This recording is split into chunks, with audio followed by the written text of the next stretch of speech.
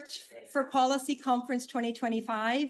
My name is Ciara Leonard and I'm Head of Public Affairs and Advocacy at University College Dublin. I'm also Principal Investigator of UCD's Policy Interface Initiative, and my colleague David Bennett of that initiative is also joining us here today. The sessions are being live streamed to our many conference delegates online, which have reached, would you believe it, 200, which is incredible. So it's great to have so many of you in the room. And for those that are joining online, we're delighted that you're able to participate in today's conference. Just for some housekeeping, the fire exits are just here at the back of the room. And also handily, that's the route, the most direct route to the toilets, which are located on the bottom floor. The conference today covers three key themes on the research for policy ecosystem, with each part being chaired by one of our three conference organisers. I will chair the first part of the conference, which focuses on the research for policy ecosystem, and also include that a systems leader's perspective. And we're fortunate to have a wonderful panel that will join us for that session.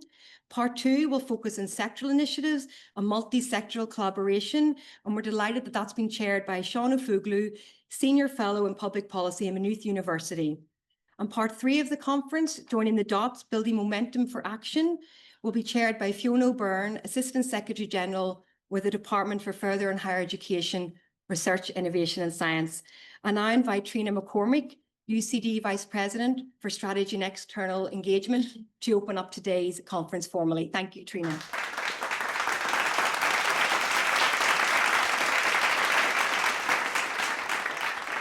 So good morning, everybody. I'm just going to adjust that a little. Can everybody hear me okay? Yep. So good morning, everybody. We're delighted to be here this morning, partnering with Maynooth University and with the department, as Ciara has outlined, on this really, really important conference this morning.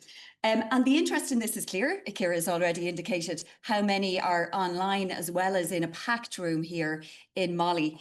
And it's my great pleasure to welcome you to Molly, which is Museum of Literature Ireland, for those of you who didn't see that on the way in, but also the original home of UCD here in Newman House.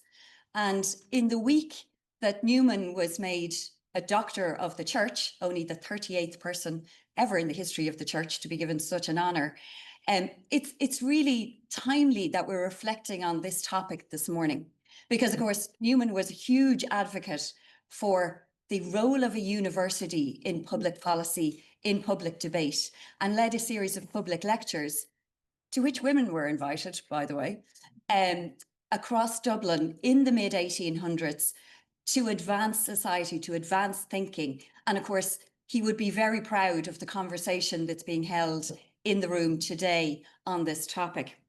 And it's significant, of course, that this conference is also taking place on what is the 30th anniversary of Science Week. And with the theme of then, today, tomorrow, it really reflects on that changing environment that we're all facing.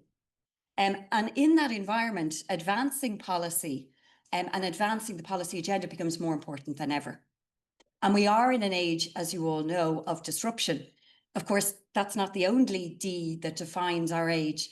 There's deglobalization, decarbonisation, digitalisation, disinformation, demographics, all coming in to play in the environment in which we are all trying to do our work as academics, as policymakers, as members of society, trying to shape the future that we all wish to see. And so it's really, really important that we do that in partnership. And that's what today is also about. So it's about co-creating, as Ciara has said, that future policy environment. And for policymakers, you know, we are interested in hearing what it is that you need from our sector in the universities in order to advance the policies that we will need to underpin our society, our economy into the future. And so it's been really positive and really welcome to see the momentum behind this topic across the various things that are happening on the Irish landscape, including in Impact 2030, in the creation of the new structures under the new government department.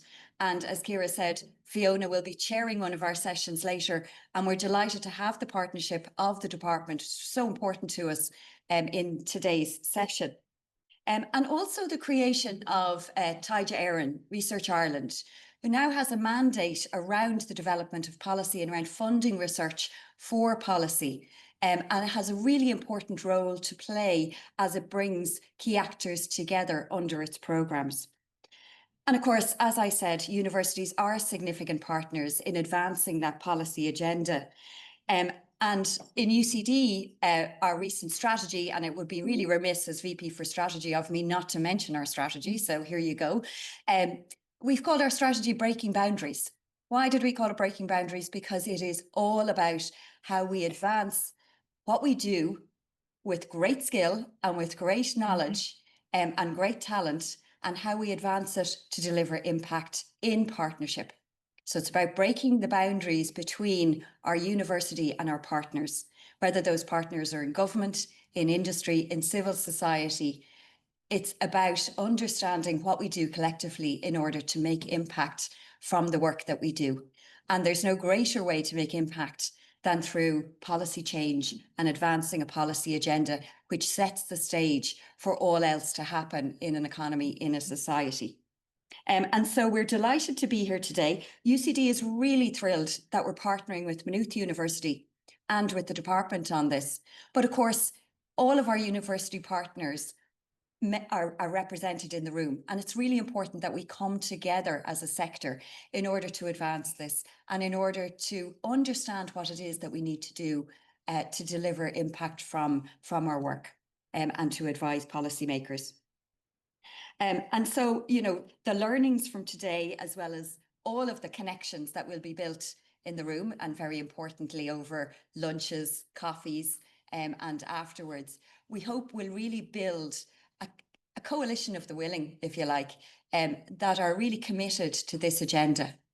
So we're delighted to have you all with us today. We're delighted to be hosting here in our original home. It's a pity the weather isn't so clement. I can advise a walk in the gardens is lovely and head clearing, but do take some time to visit the exhibitions indoor in Molly while you're here as well. And if you do nothing else, pop up to the top floor and see the #1 copy of Joyce's Ulysses. We're, of course, terribly proud of Joyce as an alumnus, studied here in this building. His graduating class is photographed, and there's lovely postcards downstairs that you can take for free. Just pictured outside the tree, which still stands in the garden today. So we stand on the shoulders of giants in Joyce and Newman in this room, in this building, in order to host what is a really important conversation. And I'd like to welcome you all and wish the conference every best wish for successful outcomes. Thank you all.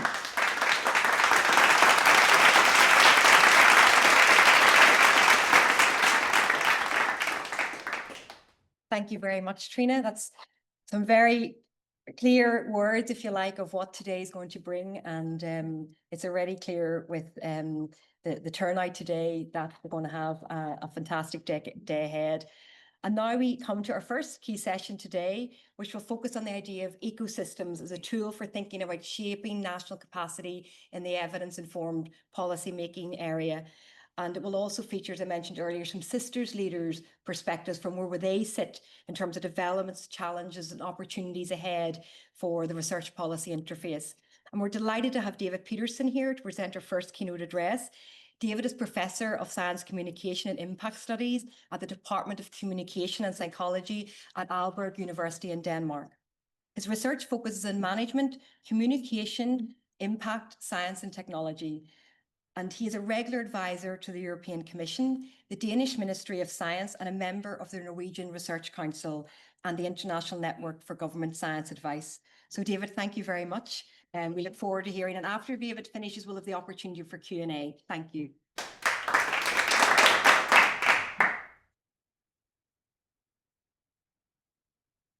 Okay.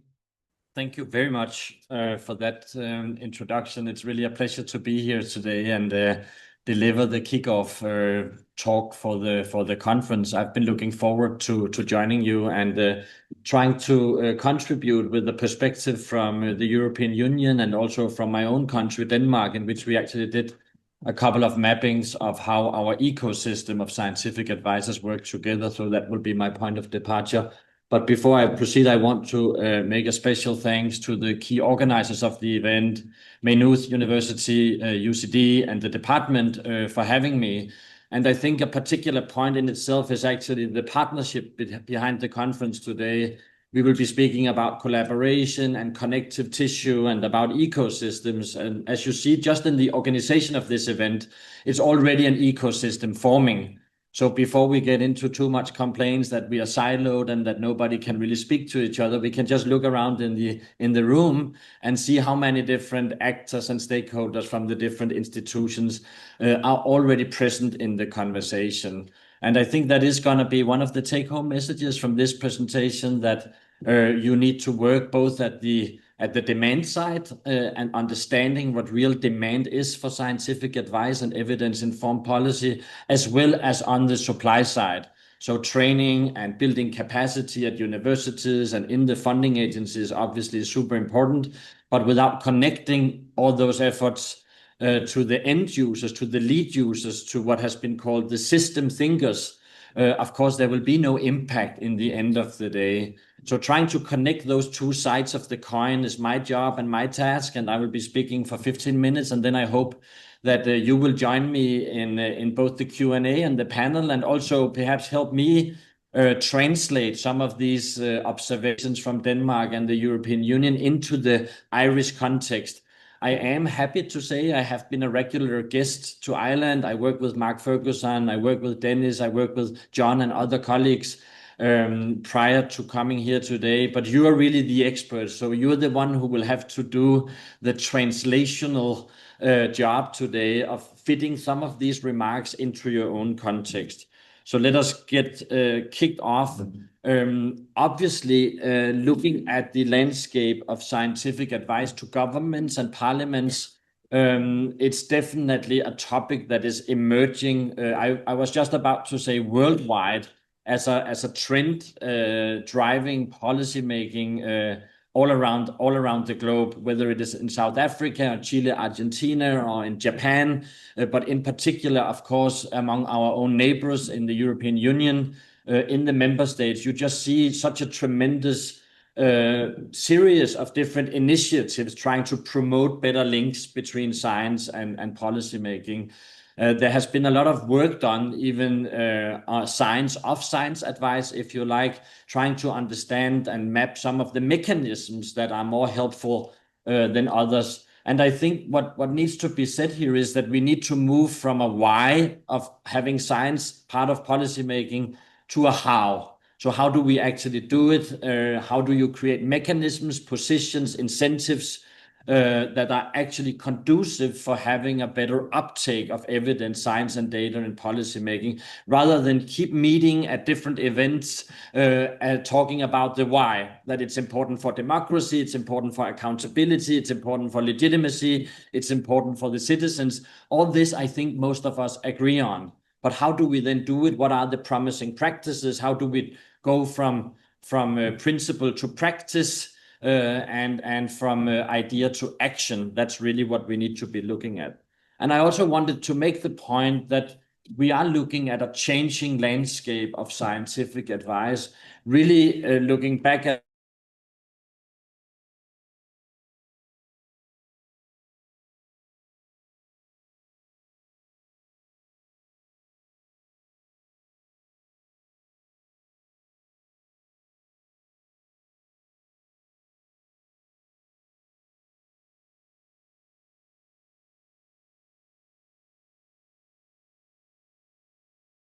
pandemic, but also looking to issues such as AI and climate change and security, which is very high on the agenda in Europe.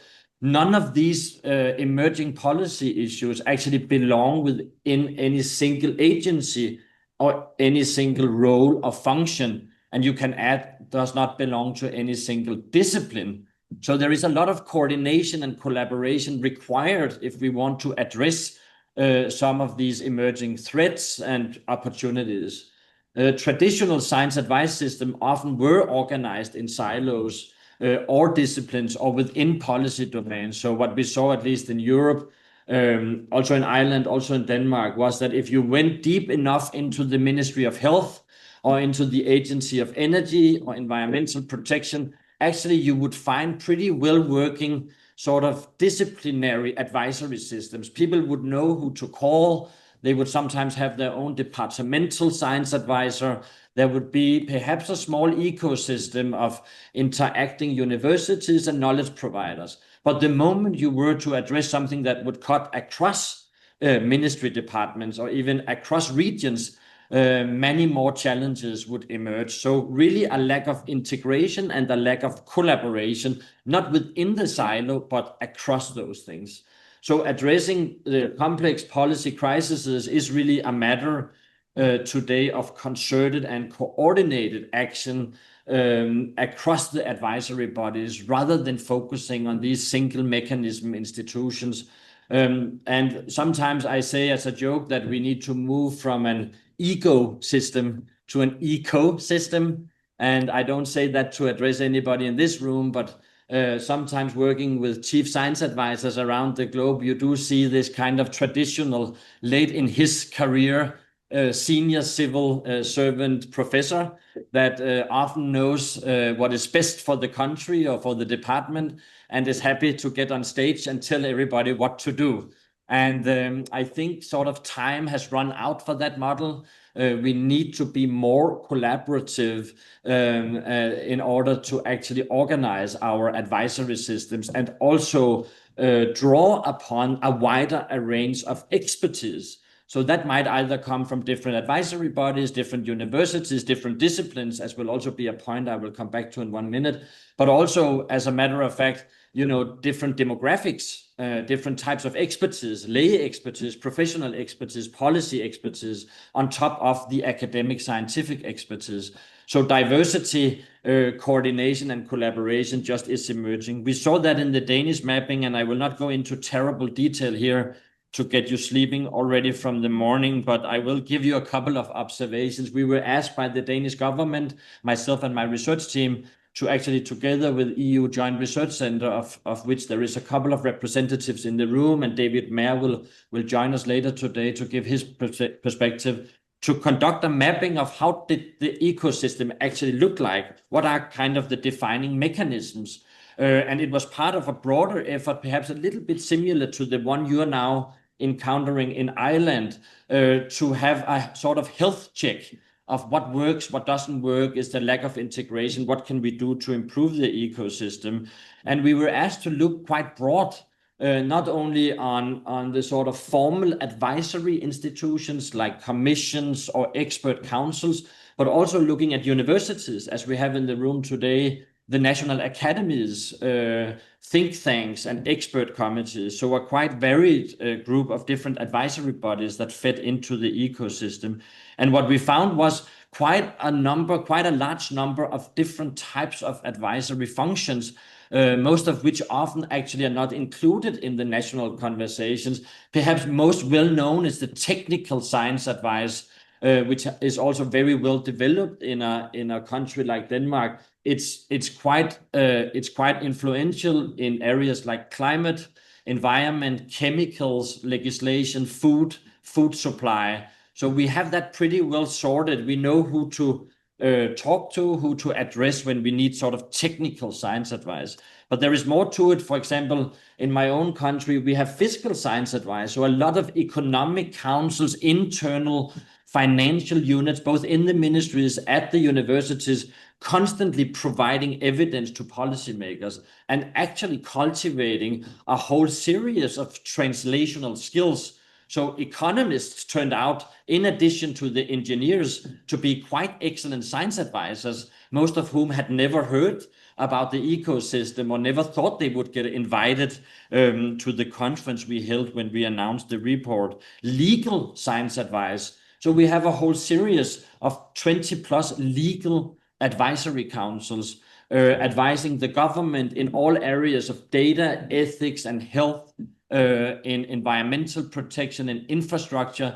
They are all inhabited by scientists, by university-appointed either legal scholars or people coming from other disciplines. They are knowledge brokers, active knowledge brokers in the ecosystem, had never been part of that conversation, had never been invited to a conference like this one, but just doing their everyday work, you can say, in a way, within the silo.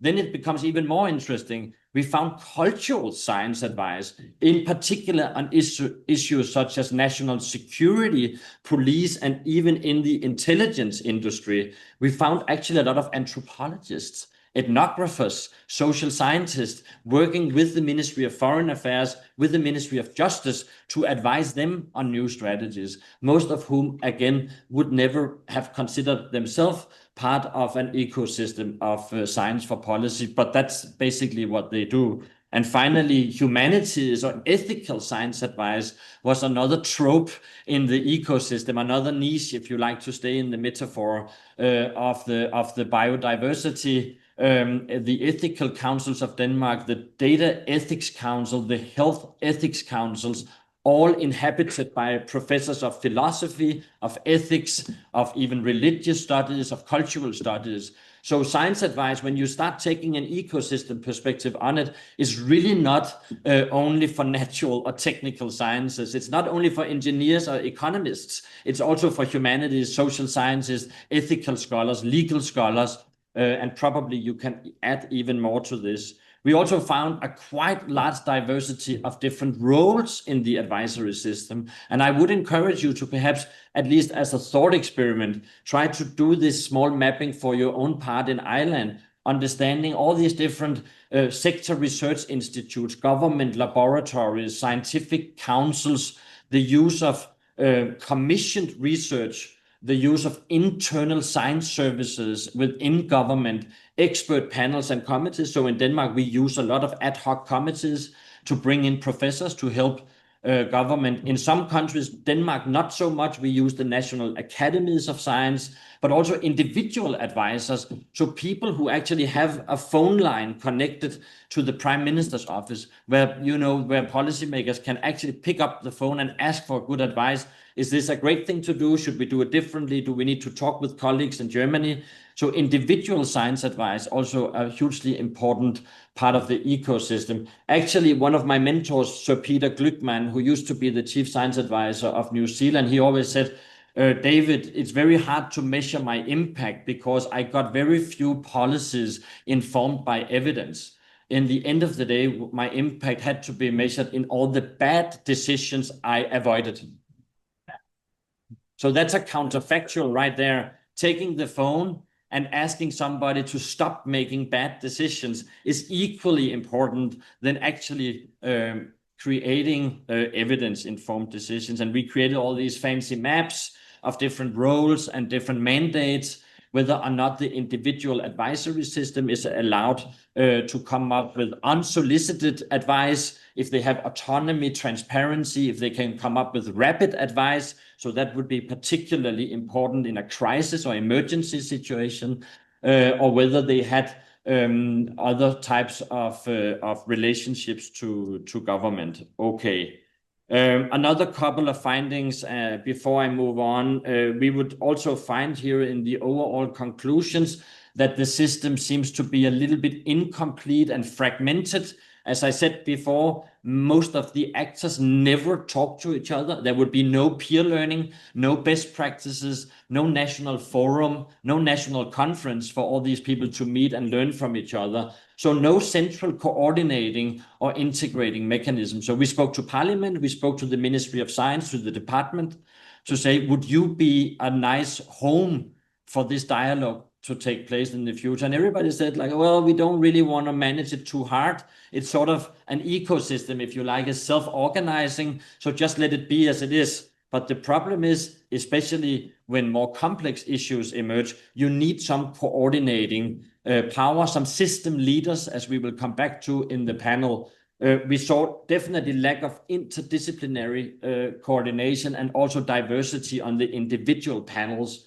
And we also, to some extent, on the major policy issues like financial reform and even pandemic response, We saw lack of behavioral social science. So there was again that idea that, yes, you might have the phone number and you know who to call, but that might often be a medical doctor or an engineer or a legal scholar. So getting that different perspective and more epistemic diversity was difficult.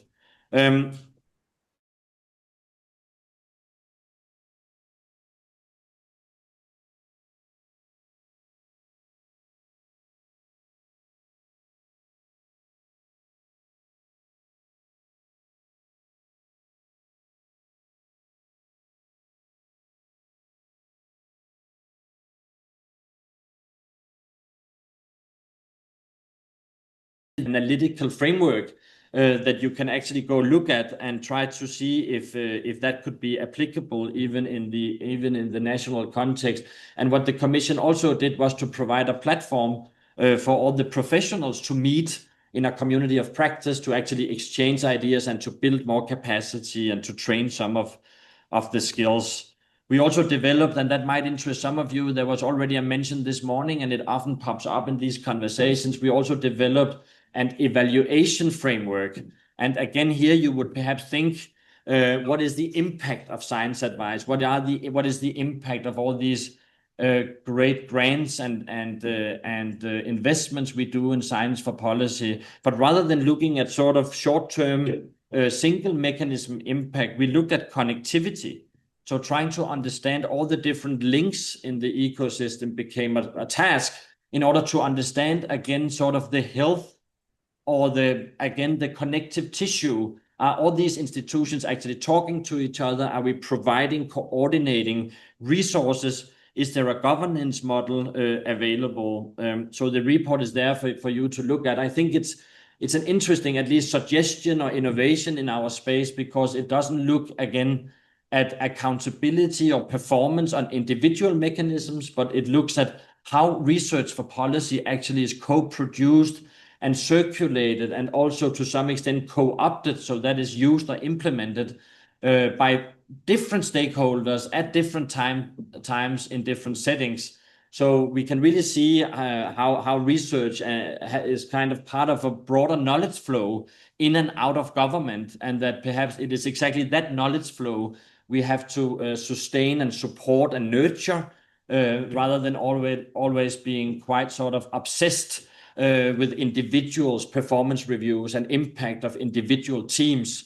So the impact of the connections and the collaboration was actually what we were looking at. So I'm getting a little bit towards the end here. So connectivity is a challenge. How do you map that? The cohesion of your Science for Policy network actually plays a significant role, we concluded, in shaping both national and regional policy outcomes. So the stronger a network of scientific advisors across these silos you have, the better informed your policies could become. So well-structured research for policy networks like the one you are forming today actually do enhance regional policy capacities. And we replicated this study with interviews based on sort of high-ranking civil servants in Denmark and other places. Of course, the volume of relationships themselves is not a very great predictor of impact. So now you think, okay, what David is saying is that we all have to sort of meet all the time and connect and talk to each other and go to loads of new meetings. But the volume, obviously, itself is not a very significant indicator of quality of impact. You also need to look at the structure of the network. Such as, is it open? Is it dense? Is it well coordinated? So do you have the right connections? Are you called upon, commissioned, asked to provide input at the right time in the policy cycle is important. So relationship between different advisory institutions, including university research and public laboratories, is of course nuanced and depends on your network characteristics and your policy outcomes, including local factors. So perhaps that's a point that I need to stress in itself, that most of these networks are configured to a local context, and they very much depend on the local administrative and scientific culture. So what works in Denmark might not work in Ireland or might not work in Portugal or Poland, but the idea of having strong links and being able to draw upon a more diverse source of knowledge we know is correlated with stronger policy outcomes. I call that in the report productive interactions, and we actually developed more than 10 indicators that have now been piloted in Denmark and Finland and France and Portugal. So we are collecting data from these 4 ecosystems to evaluate whether or not they are performing well on collaboration and connection, if there is enough contracts, if there is enough contact, if there is enough knowledge being transferred between all those different domains. And then finally, let me end by stressing how important values are to a well-functioning ecosystem. This is something, again, we might tend to forget a little bit when speaking about performance and impact, that underlying all those drivers for science to policy, there needs to be a strong ethical foundation. We actually did a mapping of different countries, including the UK and the European Commission, itself, and to strengthen and emphasize how your advisory institutions need to comply with certain principles and ethical standards is tremendously important. So keeping them independent, keeping focus on transparency. So can I actually see the advice that is being given, and also the responsibility of the policymaker to listen. So it doesn't do the job if we on the knowledge supply side just makes all our research available. There also needs to be hunger and appetite and absorptive capacity to actually use it. And here the responsibility of the policymaker is extremely important. I also mentioned before, diversity actually is a very strong ethical principle for scientific advice. So think about if you have enough diversity, both in terms of demographics, types of expertise, but also the disciplines involved. And then demarcation, it might sound like an old relic from some philosophy of science book, but actually being able to demarcate when are we talking about scientific advice and when are we talking about policy decisions. What is the role and the responsibility of the scientist in the room or the researcher? And what is the role and the responsibility of the policymaker in the room is tremendously important. Researchers and scientists and knowledge brokers should not decide on public policy, but we can help inform it and make our research available to the broader community. Thank you.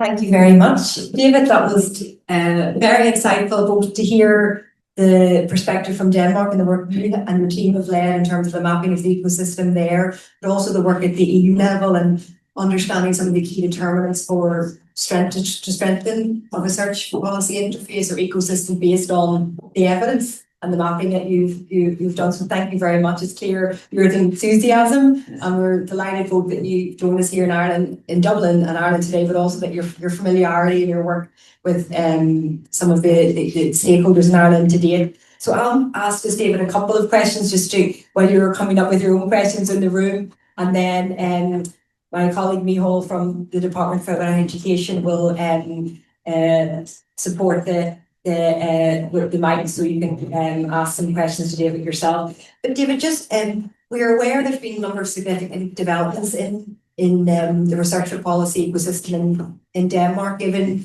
the recent merger of government research institutes with some universities. Be interesting to understand a little bit more about that dynamic and how that maybe has impacted or supported the flow of evidence from the university into the policy making ecosystem in Denmark.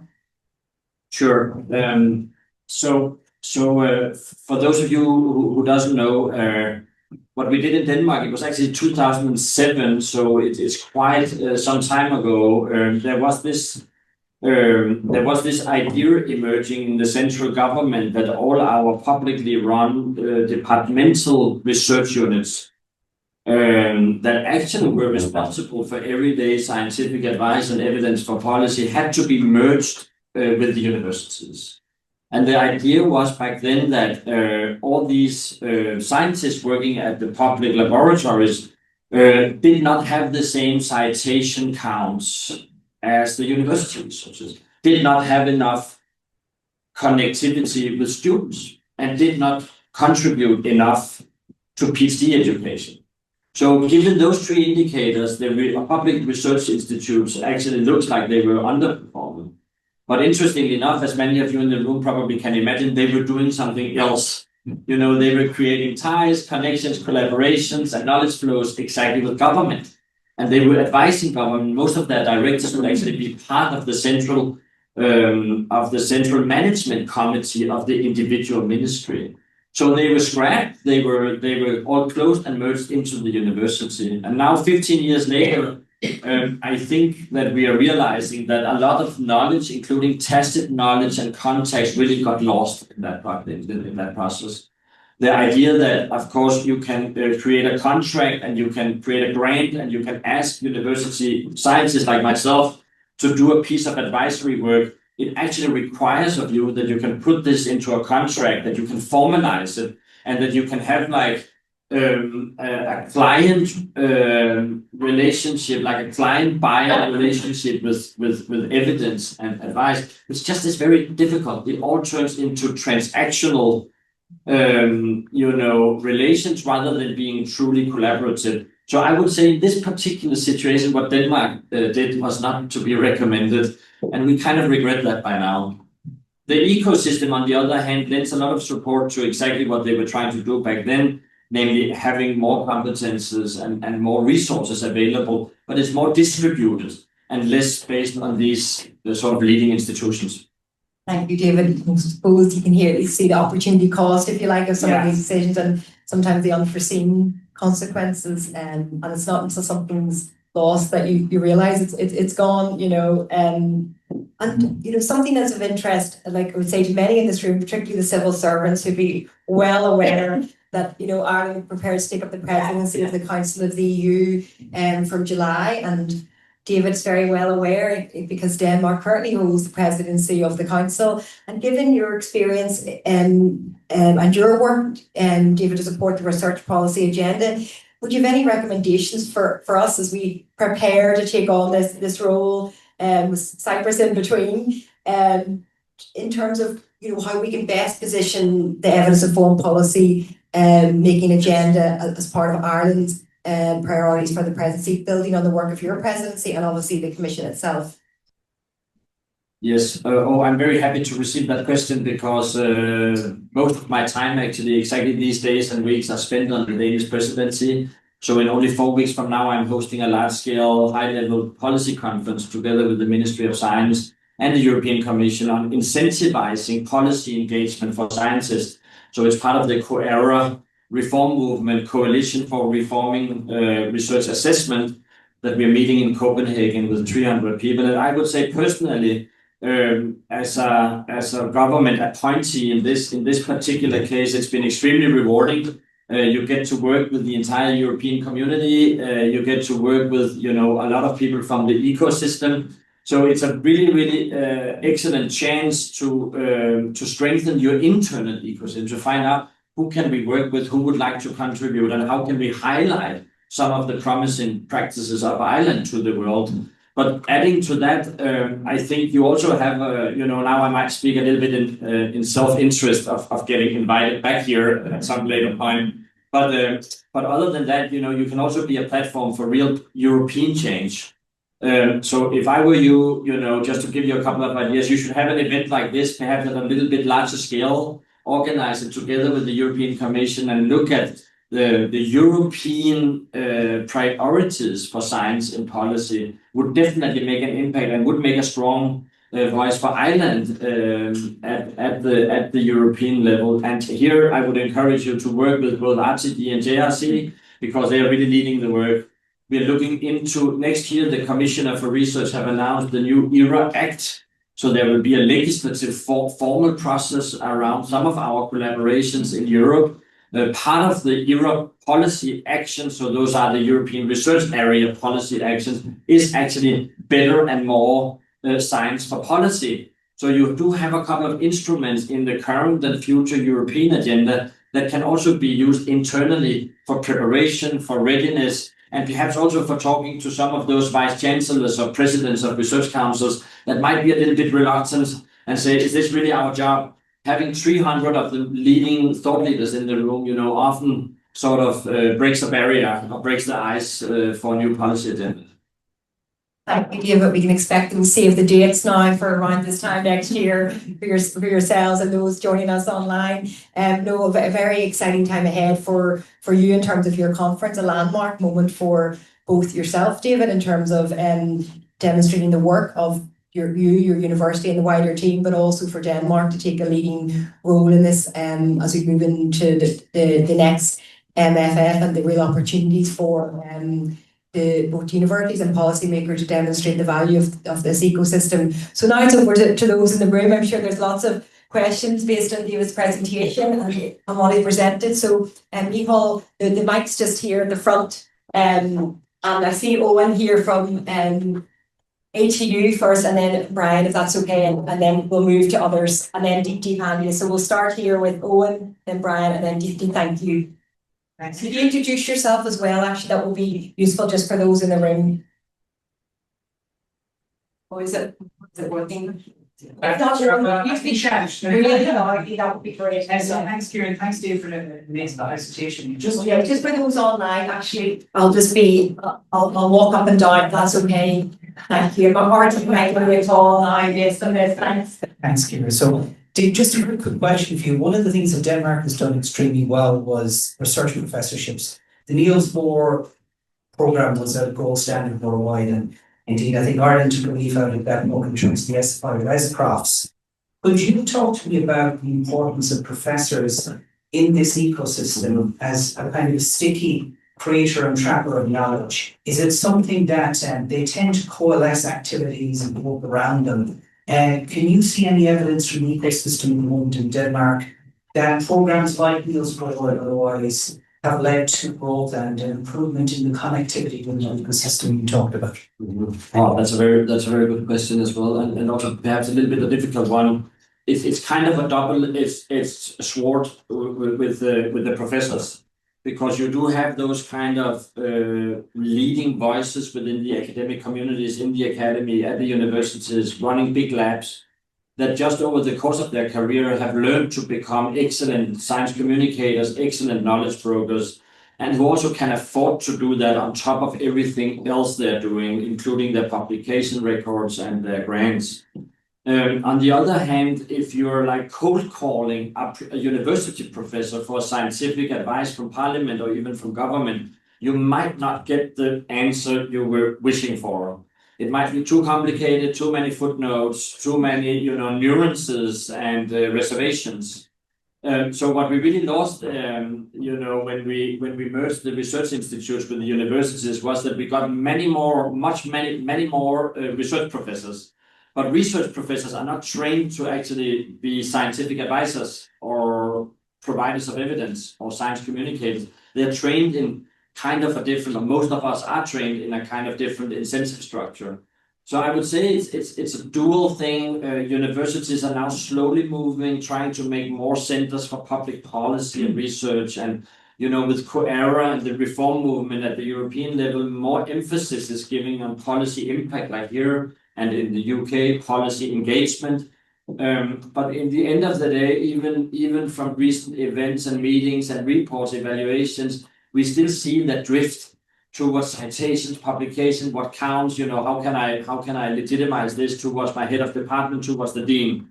So in a sense, I know for a research professor myself, it might be a little bit counterintuitive answer. We're actually not the best science advisors. So at least what we can do is we can be one part of a broader ecosystem, but we should be also connected to knowledge brokers, to professionals, mediators, intermediaries, and other brokering organizations that can make the best use of us.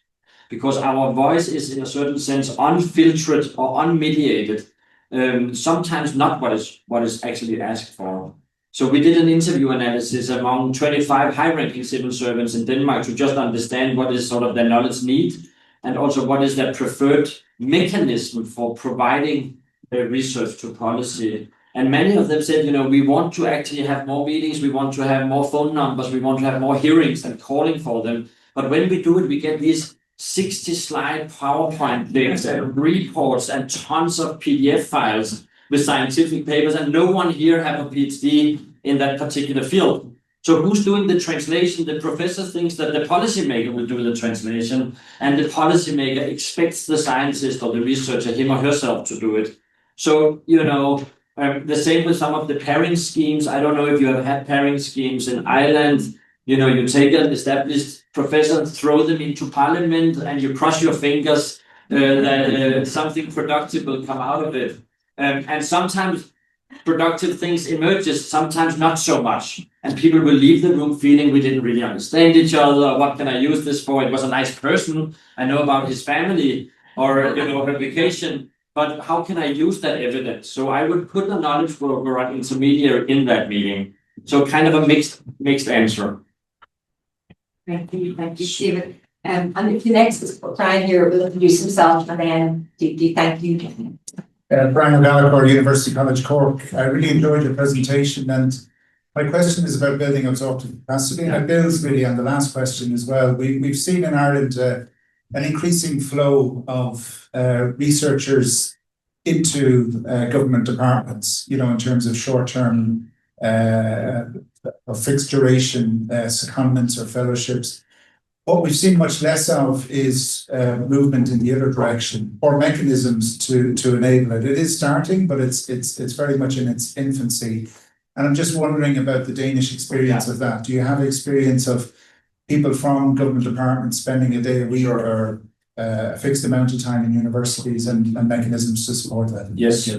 Yeah, so I think you're also onto something that's extremely crucial for a well-working ecosystem, is that you keep focusing on the absorptive capacity and also keep focusing on the end user. So how can you make his or her life as easy as possible in a certain sense? And one way of doing that is to provide more capacity building and more resources and more competences. So we do have in one of the research centers I'm part of, we do have a policy fellowship. So it's not for the researchers to go to policy, it's for the policymakers to go to university again, if you like. So actually it's a rotating fellowship. You can attend workshops, you can come to the university, you can learn about what sort of state of the art in this particular field that you're working on. And you can also learn a little bit about the topic of today's meeting, like knowledge brokering and mediating and facilitating and procuring and commissioning research, because all that also needs to take place in a more structured and less ad hoc way. But of course, the policymaker, especially the more senior ones, they have a very busy schedule, there might be a lack of resources, and they also tend to find themselves in an environment in which really political, deliverables are the number one priority. So being able to deliver to the minister, deliver to the department, keep up with the fiscal planning, keep up with the strategy is what they're focused on. The other things are nice to do. And, if you have time and you lay low, you're not sort of in the middle of a fire, then it might be nice to go to the university for a couple of days. But I think what we need to do in the entire community is to make easy access and also to train ourselves on the supply side in actually, providing more timely, more relevant research. And then I know colleagues, especially from the academies, will say, David, then we will lose our independence. We will lose our integrity. If we start formatting research that is fit for purpose, we will lose our, neurons. And I tell these people, it's either doing that compromise or it's zero impact at all. So you need to find that sweet spot in which you can actually go and build trust and have a conversation with the policymaker. Say, this is what we provide. What you're going to do with it is not our responsibility. We are shaping, we are providing, we are making accessible, but you're the ones who have to make decisions and you will be accountable for it. In Finland, the Academy of Finland, they did these red teamings. So what they do is they invite policymakers and scientists into a workshop and let them work together. And then at some point, the researchers, the advisors leave the room and the policymakers themselves have to find out and write up what can they use, what did they take away from the workshop. So again, it goes back to this demarcation. You need to sort of, yes, work together, be integrated, but also divide responsibility. So much more work could be done on that. I also want to say, just as a small methodological footnote to the social scientists in the room, it's actually quite difficult to understand knowledge demanding. The policymakers are not always super happy about articulating how they use research and how they actually would prefer you to interact with them. They are a little bit, reluctant to think, can this be misused, or, will I be seen now as politicizing the research? So you need to build trust and have an informed conversation also about the methods. Thank you, David. So we'll have one last question, if that's okay, here, and to give you an introduction, and then there'll be an opportunity to ask questions to David at the panel, if that's okay. Brian, did you want to comment just there? Well, I'll just say thanks. I follow up, but I can do it talk over coffee. Sure. Thank you. So, thanks. Hi, I'm Dipti Pandya, Director of Research in UCD. David, I just wanted to ask a little bit more. You kind of referred to there at the end, just bringing in the social sciences and humanities, because even here, the definition of science is quite STEM-led. I know that at a European Commission level, there's a much more open and inclusive use of the word science. But specific mechanisms and implementation, because I think a lot of our social sciences and humanities, or AHSS, they work a lot under the radar. They have been advising the government for many years in very small pockets, but there's no recognition of that, and in particular, there's no funding of it. So even when our funders put policy for impact into as one of the outcomes, the social science humanities part of that is not funded. So how did you do it, I suppose, and how has it been done in the systems you see? Yes. Yeah, so perhaps I should apologize a little bit there for the vocabulary, because as you will notice in the title of today's conference, it actually says research for policy and not science for policy. And I know in English that this makes a difference, whether you speak about the sciences being the natural sciences or also including the human and the social sciences. So I think you're onto something there in terms of actually including all the different disciplines in the conversation. I think, again, if we have to tie this question back to the question before about absorptive capacity, and I know I'm entering kind of a field with landmines here, but sometimes we in the humanities and social sciences, we not always enjoy the same reputation in policy as people from natural and STEM disciplines. And sometimes it has to do with the fact that these disciplines are perhaps more offering their expertise in a more, let's say, I'm generalizing here quite a lot, but in a more neutral way, like offering it as a proposition, as something that you can use or not use, and there might be some different scenarios there and some different type of decisions, often not too strong on recommendations, not too strong on opinions. When you invite some social scientists, sometimes I will admit that myself included, to government, we have all these ideas about what have to change, about social justice, about how institutions are screwed and how inequalities and polarization is ruining our society, and the policymaker is holding on to the chair and saying, well, thank you for the advice, nothing I can do about it. And I did do an interview with the former Minister of Finance in Denmark, and I asked him, why are the economists so successful in conveying their advice to government, whereas religious studies or cultural studies or sociology is perhaps less impactful? And he said, well, it's actually how he came to understand it was that the economists, they trained themselves in what he called contextual competences. So they understand what happens to their research the moment they enter the policy room. They know that this is no longer science they're conveying, it's advice. It might be a little bit sort of normative or even ideological, whether, which economic model you choose. And you have to understand the worldview and the sentiment of the policymaker. So if you're talking to a left-leaning government, a specific type of advice can be given. If you're talking to a more right-leaning, libertarian-minded government official, you simply need to provide a different type of advice. So what he said, and I'm not saying it's completely right, he said that the economists trained their contextual competence. They could contextualize research to the user, to the lead stakeholder. And never had he tried anything like that with a social scientist. He said, there is no context. It's all about, trying to really convey the key message and getting it across. And sometimes that becomes an obstacle for the policymaker, again, then to do the translation. So perhaps for all our colleagues in SSH, we need to train ourselves not to buy into policy, but if we want to shape, perhaps deliver it a little bit on demand rather than getting all the sort of, how should I put it, scholarly, context or neurons into it.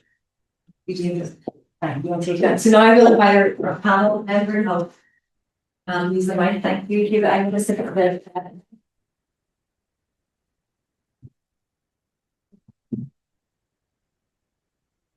think we're only getting started. So we're delighted now to move this first part on to think of get some perspectives from the system leaders within the Irish ecosystem. And we're delighted to have with us Professor Aoife McLysaght. Aoife is Government Science Advisor, and she was appointed to her role just over a year ago now. And she's also Assistant Secretary General of the Department for Further and Higher Education, Research, Innovation and Science. I think we might from now on say to first, if that's okay with everyone in the room. And she is Chair of Evolutionary Genetics in Trinity College Dublin. So thank you for joining us today. We're delighted to also with Peter Clifford. Peter is Head of Strategy in Research Ireland, and Triona mentioned this their new National Funding Agency, which has been a merger of the Irish Researchers Council and SFI. Peter's been with the originally SFI for many years, and in Research Ireland, he's leads organisational strategy development, strategic progress monitoring, and engagement with many of our national strategies that are part of Research Ireland's domain. He also leads in multiple other areas, which I'm not going into. Peter, I don't know how you get all this done in your day, but he manages and also to join us here today. So thank you, Peter. And we're also delighted with this Barry Vaughan. Barry is Principal Officer in the Department of the Taoiseach, and he's responsible for managing relating to civil service civil and public service reform. And he's currently leading initiatives to strengthen policy development across the civil service in Ireland. And we're very delighted with Barry's unique insights today on behalf of the civil service. So thank you, Barry. So how the format's going to go for this is I'll invite Aoife first, then Peter and Barry, just to provide a few words and thoughts on how they view the policy, researcher policy ecosystem in Ireland, and tell us some positions for they sit, if you like. And it's really exciting that we have Aoife here today, because now that you're into the role, you really see, what's behind the curtain and the challenges and opportunities. So we'll hear from Aoife first, then Peter, then Barry. I'm going to ask a couple of questions to each, and then open it to the floor. I'll keep my questions brief, but again, it's just to warm everyone up. So thank you. So I'll pass this back to you. Thank you. Thank you, thanks for the invitation here today. Yeah, so I've been in the role since January on 3 days a week basis. So I've studied in the university at the same time. And so in terms of what I've been learning over the last few months about the way weeks are in Ireland, a lot of David's presentation resonated. What I've seen, and so part of it is, as I came into the role, people probably know that the role was vacant for a while. So it was. I didn't have a clean, handover from the predecessor, just because there had been such a gap. And so I felt like I was, navigating my way and trying to find what's there. And so this map of the ecosystem would have been pretty handy. But I think a lot of the things we've talked about in Denmark are similar here. So what I've seen is there's lots of people throughout the civil service who are using evidence, using research, but I don't think it's connected. And that's one of the things that I would like to achieve over my tenure is to build some of those structures for connecting more between, I think there are efforts in that direction. I think it could be better. And I can say from a personal point of view, it was hard to discover what's already there. I thought I was discovering things by accident, by bumping into them, rather than, finding the clear structures. And so I think that thing of the structures is very, I think it'd be very important and very useful. And then the connecting with the academics as well.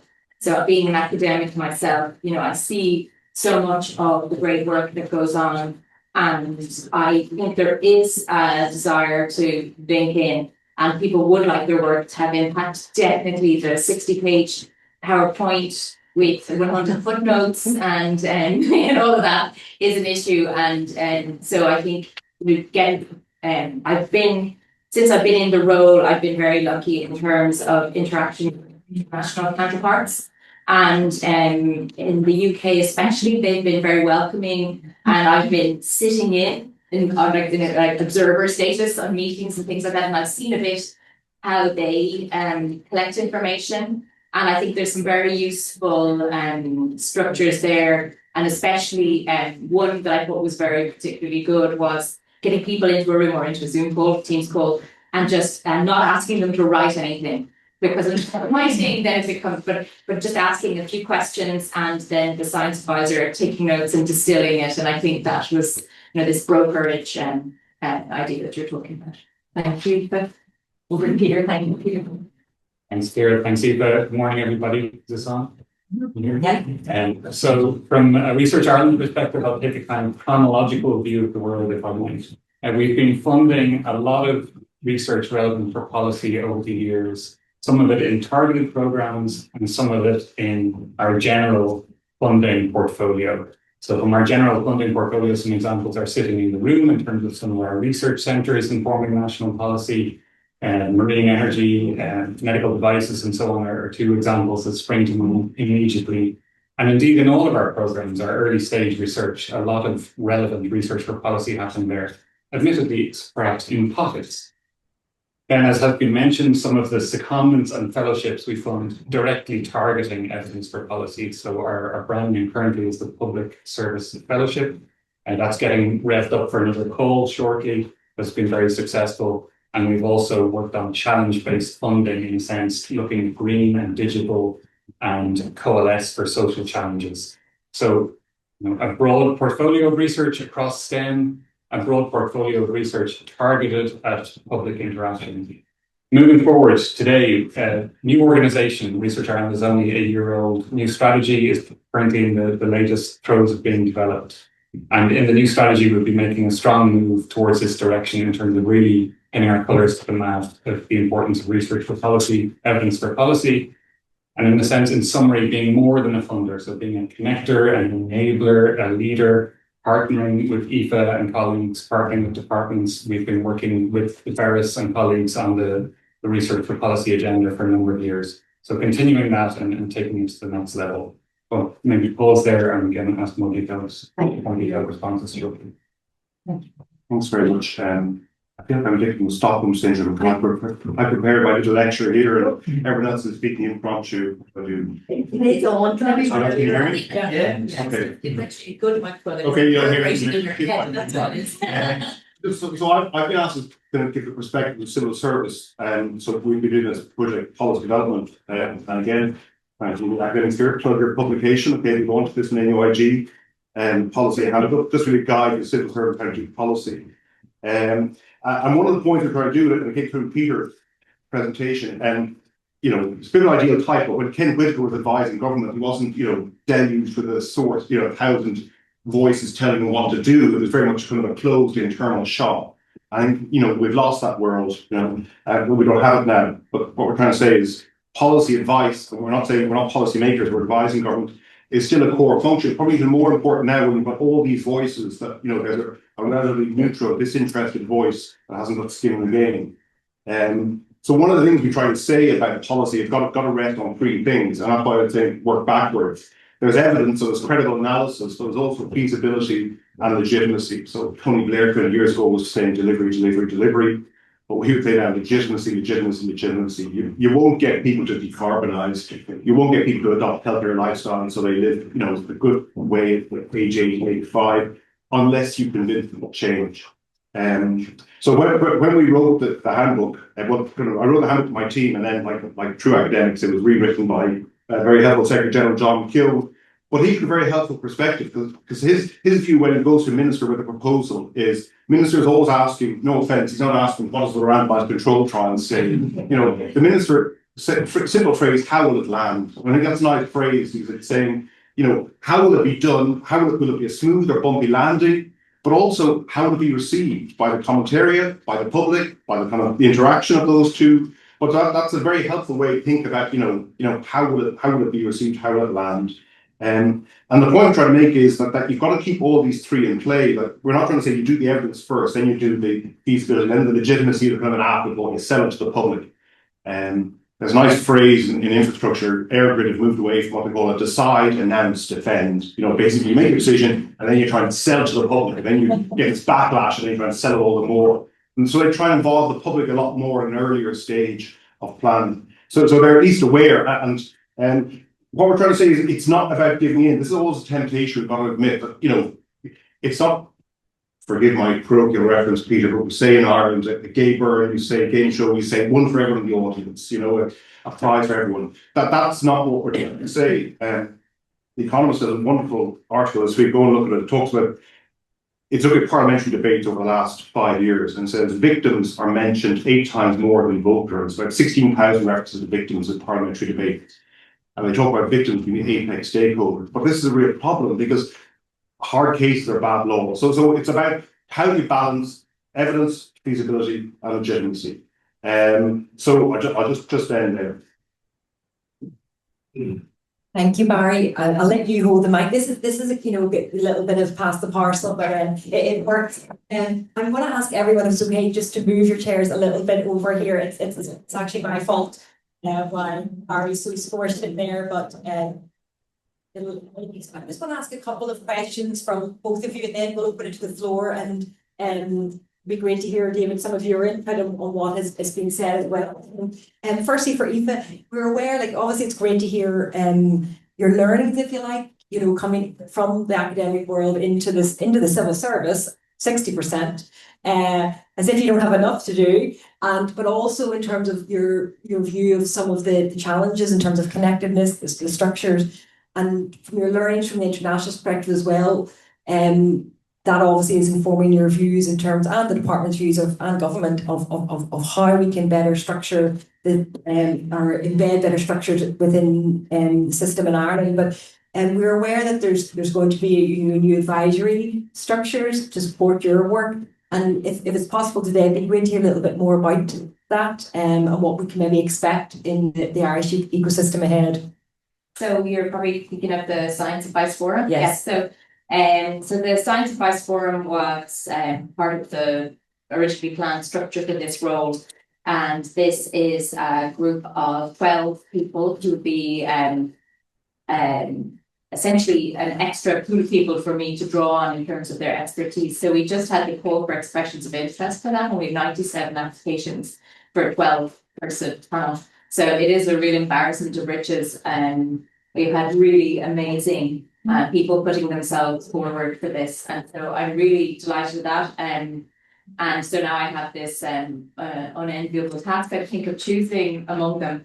But how I'm approaching that is basically, you know, so I know myself that my knowledge of academia and academic research is heavily biology focused because I happen to be a biologist.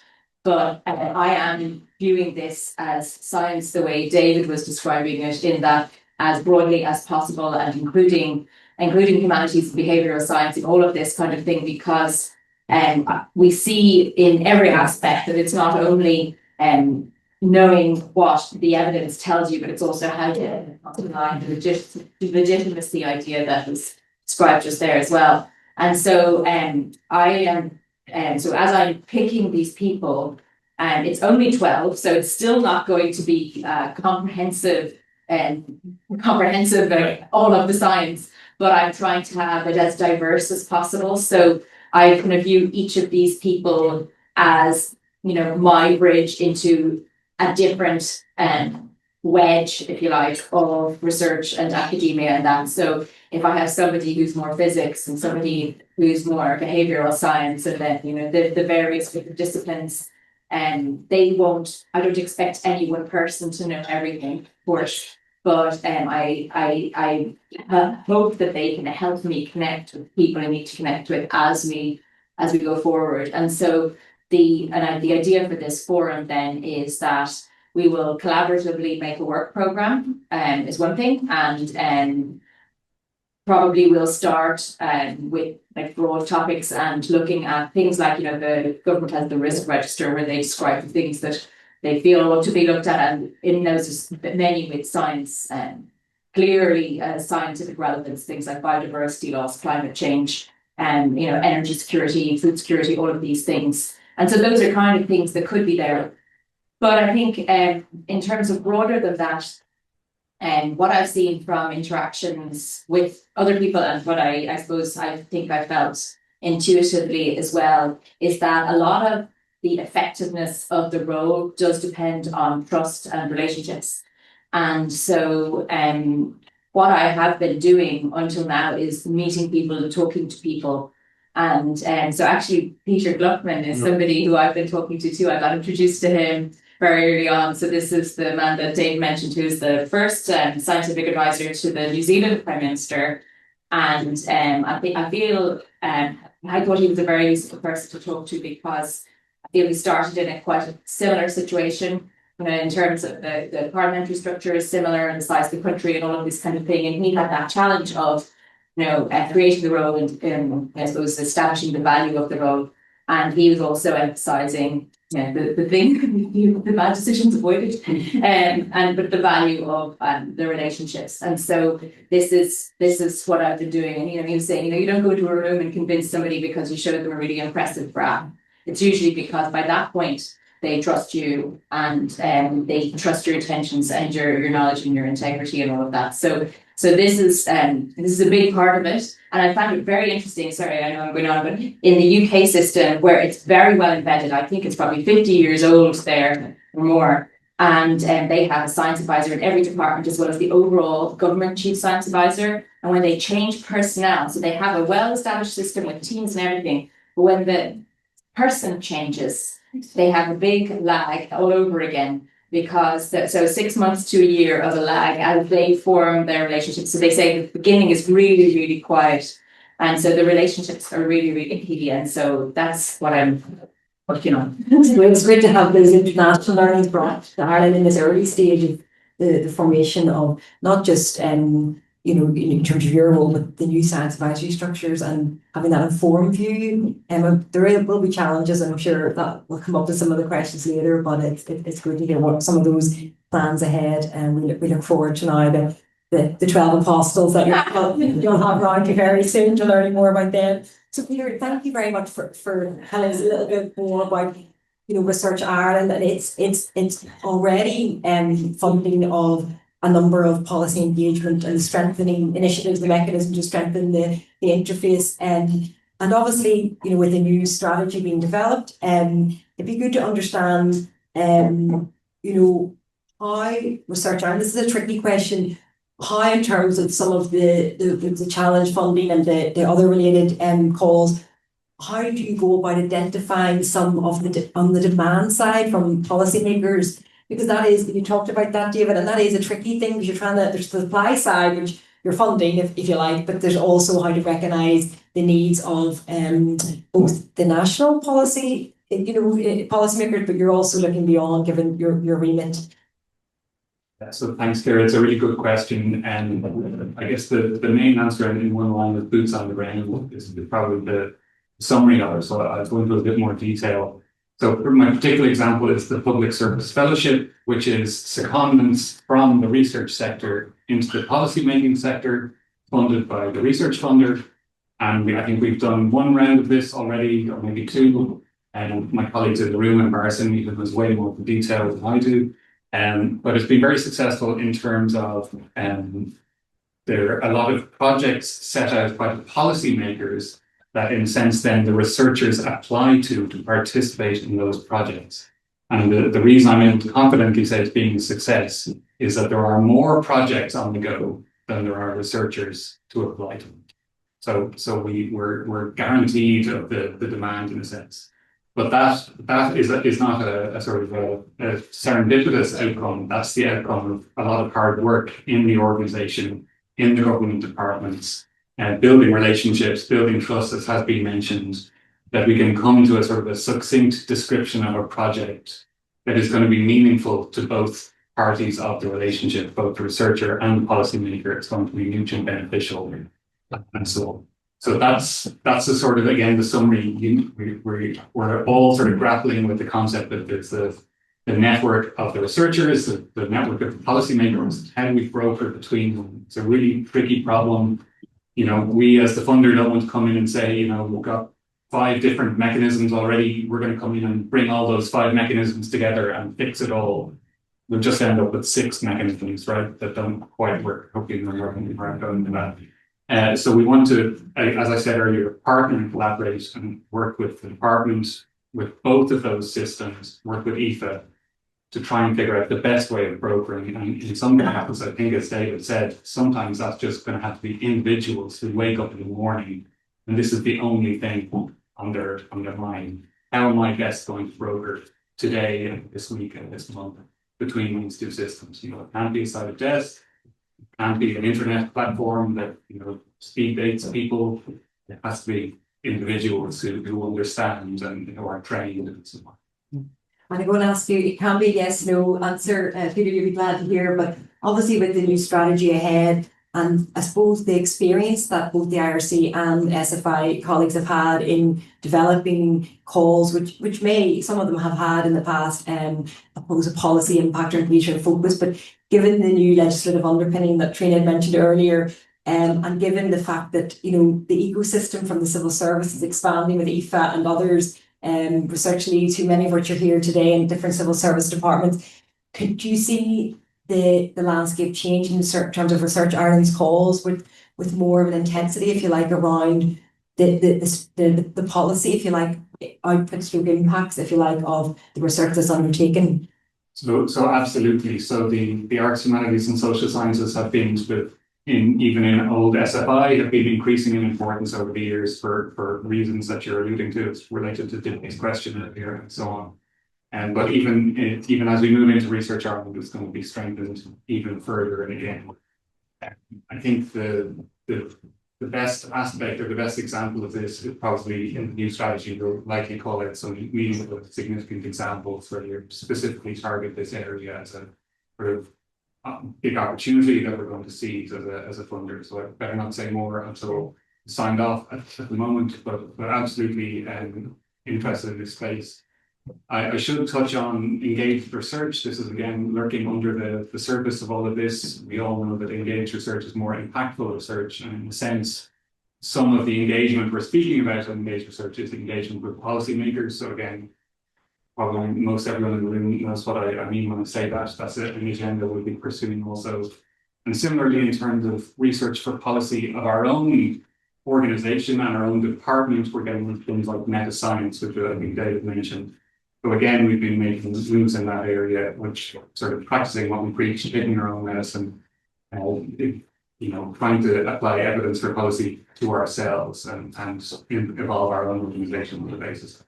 That's actually a great model for other organisations and other semi-state bodies to have a look at what you've been achieving there. So that's another programme of work, I'm sure, that's being considered. And now we'll move to Barry. Before I would like to get some remarks from David, if you like, for what you've heard after Barry speaks, and then open it up to the floor. So Barry, here's a tough one, because obviously, you're here representing obviously it was within the civil service, but you've been a long time, if you like, participant, if you like, in the civil service, but also given your own the work that you've talked about.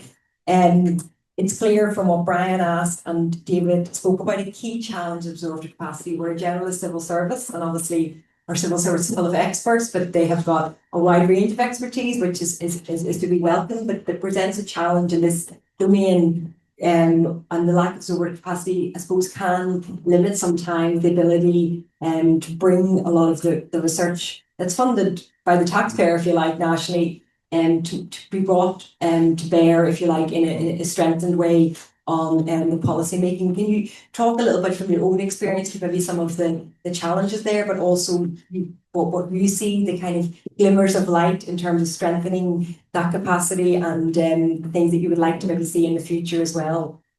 So sorry, Barry, it's an easy one. I would like to see. The initial response might be, well, we just need more specialists. I don't think that's the answer, because as David said, everything is so complex, interconnected now. An expert in one specialism just isn't aware of the knock-on effects or mutual implications and so on. I think what I see is, and what I see a demand from colleagues is that there's a huge amount of mobility now at the more what we call I hate this hierarchical language, but more what the euphemism for junior without being condescending, you know what I mean? But people who haven't been in the service very long. Early career, excuse me, great language. This is why we need great wordsmiths as well. But it's early career people who are maybe landed into a new policy area, it mightn't be their background, and they don't really know where to start. So we sort of see, but it's precisely that capacity of, you know, what is policy, what's where, you know, domain sources of knowledge that I need to go to. So I think we kind of see a huge demand and appetite for those kind of courses that can get people up to speed quickly. Just you know, the simple concept of you know, kind of, well, what can you extrapolate from that finding and about study and so on and so forth. So I think that's what we see. And the other thing what I'd like to see is that, I mean, what we're trying to do is to say, look, we do policy well across many areas. Like you never hear about the 999 planes landing safely. Fair enough. But I think that there's maybe, and there's a huge diversity of structures within departments and how they do policy. So some departments, Department of Health, have a central policy committee, which is essentially, you know, a kick it around. Others have a kind of an offshoot of the management board, which is a kind of almost a screen gate kind of mechanism. And that's fine, that diversity. But I think what we're saying to our colleagues is, but taking all that diversity into account, can you kind of, what criteria are bringing to bear when you assess policy as it moves up the chain within your department?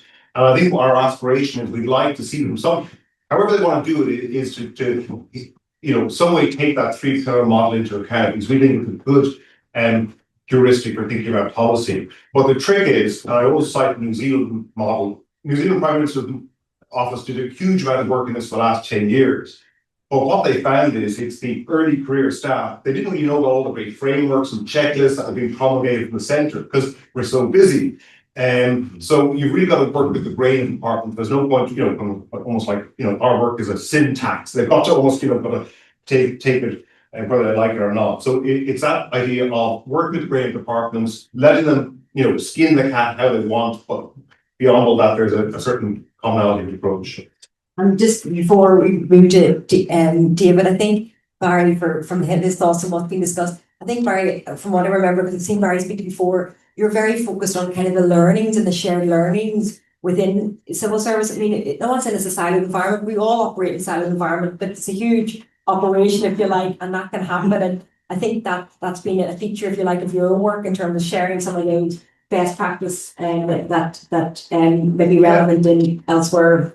I mean, sometimes when I give these talks, I set up a slide of one of Elon Musk's rockets exploding, you know, and the apocryphal story is, you know, 89 has been exploded before the first one got off the ground safely. But I mean, just the difference is in the public sector, there's huge scrutiny on mistakes, and you can all think of our mistakes. So there is a tendency, it might be, frankly, I can't chat about school because I'm being streamed, you know, to put the best foot forward. And A, we don't necessarily learn about things that didn't go so well, but B, the pace is such that we don't necessarily create the time or the floor to learn from things that didn't go so well and what we've done better next phase. But so I think one of the things we'd like to do again is to have these sort of, again, relatively sort of, you know, I don't want to say purely in the public, but what we learn from, you know, and how do we improve? I just, as I think the pace is so relentless, next thing. Thank you, Barry. So now, David, I thought you might reflect, and then I'll open up to the floor. Like you now. Sure. Yeah. So I think you did an excellent job here, Ciara, like getting these 3 very excellent perspectives on the table, and I think we accomplished what we wanted with the session, namely to go from the sort of international perspective to the local one, which is extremely important. Translating and understanding your own ecosystem is just so important, because this is coming down to the collaborations and the networks and the people that are present within the Irish system. So that's an important way. I really did appreciate several of my co-panelists mentioning the importance of trust. I mean, trust is such an important predictor of network capacity of the ecosystem. Unfortunately, we did not include that as a parameter in the JRC report on the evaluation framework. It could have been done.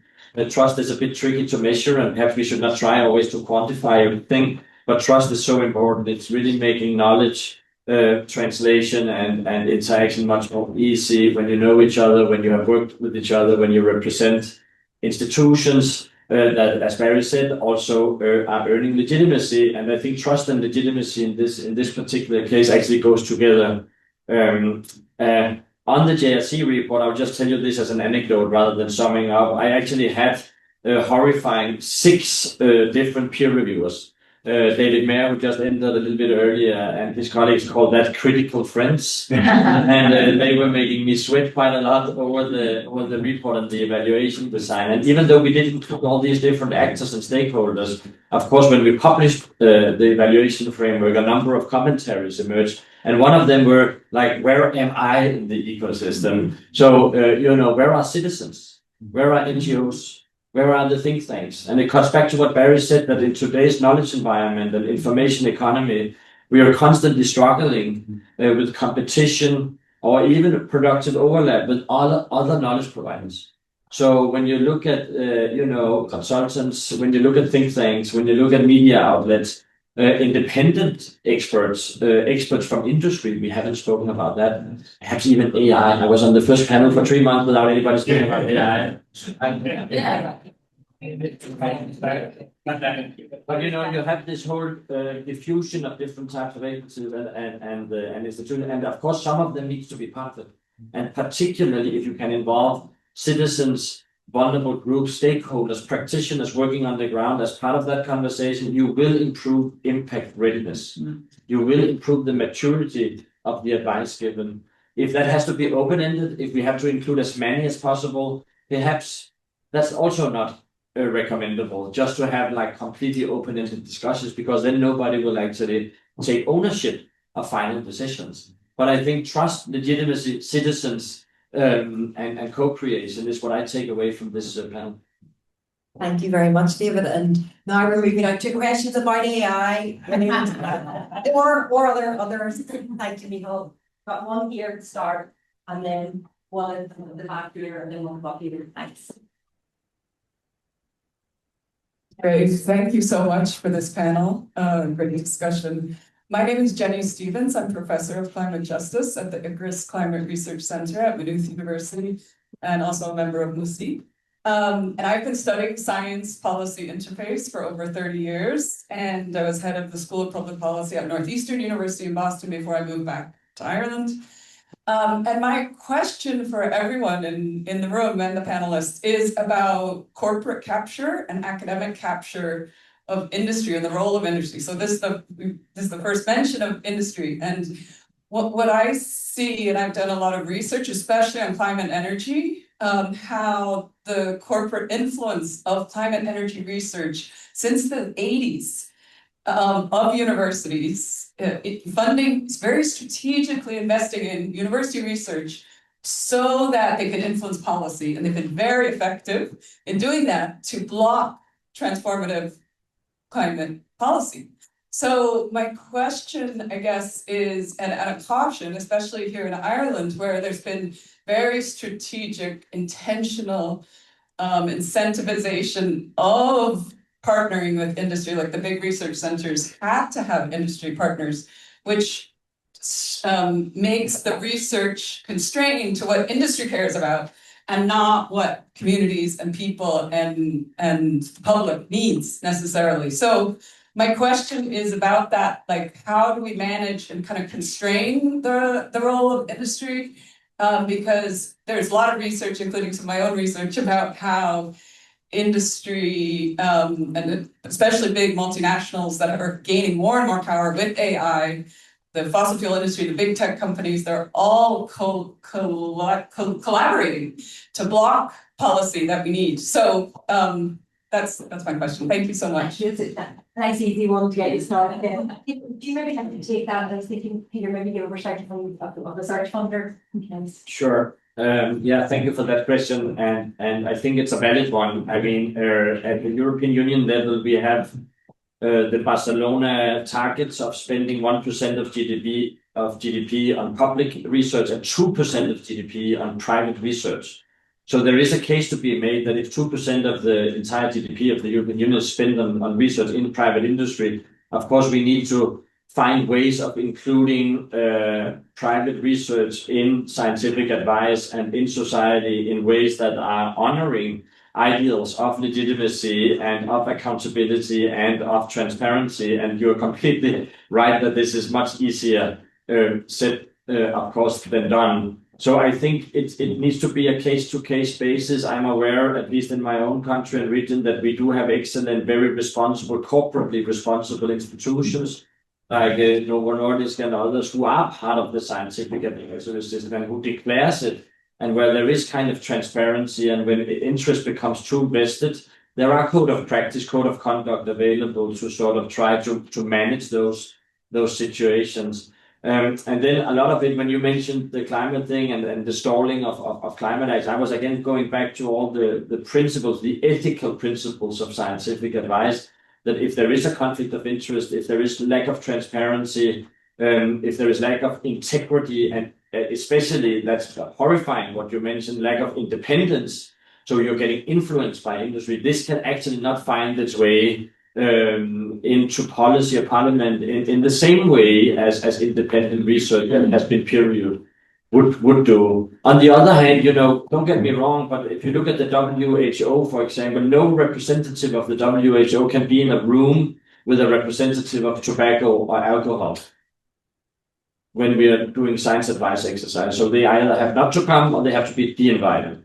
This also limits the conversations incredible. I'm not making an argument that we should all be having tons of meetings with alcohol and tobacco, but I'm just saying that if you want to do smart legislation, if you want to regulate, if you want to understand where the industry is heading, you need to also engage. But engagement needs to be done with very high integrity and regulated by ethics.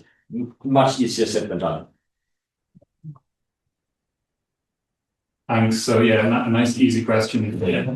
I'll build on David's point first. So the country in Ireland has been incredibly successful in driving industry investment in research and development. We're quite a significant outlier internationally in terms of the split between industry R&D and publicly funded R&D. That's a huge success. It's also a challenge in that at some point, investment in public R&D start becoming a brake on the other activity. So sort of we need to start investing a little bit more publicly, and I think that can be touched on in our new strategy. Coming back to the question and the actual funding, I think I strongly defend the neutrality of the research we fund, and I'll give some brief examples about that. So in our challenge-based funding at the moment, we've got a principle called "Do No Significant Harm," which we inherited from the European Commission, and there's a full suite of processes around ensuring that the research is neutral and above board and so on. I think the research centres were mentioned, and those research centres are all a mixture of applied research and basic research, applied research combined, ABC, combined. And the basic aspects of that are essentially free for the academics to pursue, unconstrained by industry. The research centres are all peer-reviewed by international scientific peer reviewers. There are maybe an industry member or two on the panel, but the domination of the peer review is research. There are research centre colleagues in the room, I'm sure, can defend this way better than I can. And indeed, over the years, we've in effect reduced the required amount of cost share from industry in the research centre's mechanism for reasons as was expressed in the question. So there's more flexibility now in the research centres in where they get their cost share from. It can be from exchequer sources, European sources, or industry sources. I'm not saying there isn't still a floor on that, there is, but in a sense, state aid requirements and so on. This is industry-informed research we're doing. It is by no means contract research, it's by no means industry-led research. It's doing engaged research, as we already touched on, that's of interest to industry partners, not the other way around. Thank you, Peter. Thank you. Let you hold that now, but don't worry, you don't have to take the next one. It's a question here at the back, and then and one here. And so if you all introduce yourself, we'll probably just be able to do those for now, and then there'll be opportunity at lunch to more stuff, and have and even more on the spot if you like. So thank you. Just introduce yourself, that would be great. Thank you very much. I'm Sarah Chater from University College London. I wanted to pick up on the remarks you made, David, about the importance of diversity in science advice and research policy ecosystems, which I wholeheartedly agree with. So question for you, which is how do we better incentivise that? Do we have the right incentives in place to do it adequately? And then question for the rest of the panel, which of what are the drivers we're going to have in place in Ireland to get that real rich diversity benefits? Thanks. Yes, as Peter said, another very straightforward question that requires a little bit of a complicated answer. But I think that, again, of course, also in the spirit of the question, I don't have the silver magic bullet for, of course, securing diversity across all lines. I think just the fact that we are meeting today, speaking about an ecosystem rather than an ecosystem, and thinking about diversity, in terms of disciplines and institutions and knowledge providers and lead users is already, a step in the right direction. Of course, the job is not done with that. So we need to also diversify the different voices of science advice. So, for example, we spoke about early career researchers. We spoke about people who perhaps are not established members of the academies, but that are emerging, who might have spent part of their career cultivating exactly those skills: communication, knowledge brokering, facilitation. They often go unnoticed as sort of staff or consultants at universities, but they're doing a tremendously important job. So that's also diversification. And then I keep saying this, at meetings, that some of this also has to do with this very old-fashioned term of leadership. Please, there are leaders in this room as well as at many other conferences, and changing behavior and culture just also simply demands leadership, that we need to make it a priority. And we need to talk to each other. I was at a conference at the Aalborg Institute about more women in science, like more diversity in science. And after having heard, 10 different keynotes, one professor from the Aalborg Institute said, I actually have a solution for getting more women into STEM disciplines. Hire some. Thank you. So, if you or so I just wanted to clarify, your question was about the climate in Ireland in terms of encouraging interdisciplinary climate. Yeah, we need additional drivers. Do you think everything's working perfectly? But I think everything's everything everywhere all at once. So very prompt. So yeah, I'm not entirely sure I've caught the intention of the question, but I can say in terms of like the Science Advice Forum that I was talking about earlier, I kind of anticipated that, because I come from a STEM discipline, that people might have thought I was interpreting science in that way, and so the call for expressions of interest for this came a good few months after I was already enrolled, because I spent some time talking to different people and saying to them, look, I am treating this broadly. I am looking for all kinds of like science and, in as broad an interpretation as you can think of. And so I was doing that, talking to people and having conversations, and just to, I suppose, create that atmosphere that people would know that kind of application would be welcome. And I think I feel that was necessary, and I think it worked. Looking at the applications we've got in, I've got a really nice diverse set of applications, and I don't believe I would have got that panel of applicants if I had just done that call for expressions of interest 1 week after I took the role. So I think there's just this that's the way I approached it anyway. So I'm agreeing with all the previous responses, and just to say from the funder's perspective, so multidisciplinary research involving multiple disciplines is strongly called the Impact 2030, the National Science and Innovation Strategy. Research Ireland's new strategy will be moving in that direction also. And I think David also already mentioned COARA and research evaluation and narrative CVs and these kinds of things. So all of this progress probably or likely lend itself better to multidisciplinary, interdisciplinary research, in the sense that you're not just sort of focusing on one discipline, maximizing your citations, for example, you're targeting something else. Thank you, Peter. We've got 3 minutes left, and I'm sorry because there's so much interest in this in the room. So we're just going to take 2 questions together, if that's okay. Yeah, thanks. I'll try to be very brief. Linda Connolly, I'm a professor of sociology and director of Maynooth University Social Sciences Institute. I'm just going to be really brief. So first of all, I think when we're talking about co-creating a stronger research and policy ecosystem in Ireland, we have to talk about the European Union and the international level, as opposed to just the relationship between researchers that are funded within Ireland. One of the reasons from the perspective of the social sciences, and picking up on Dipty's comments earlier, is that for good reasons, the economy in the 80s, the crash, etc. We have a new period. We have had chronic underfunding of research, particularly in our areas, for a very long time. I've sat on many boards at EU level, the board of Norface, etc.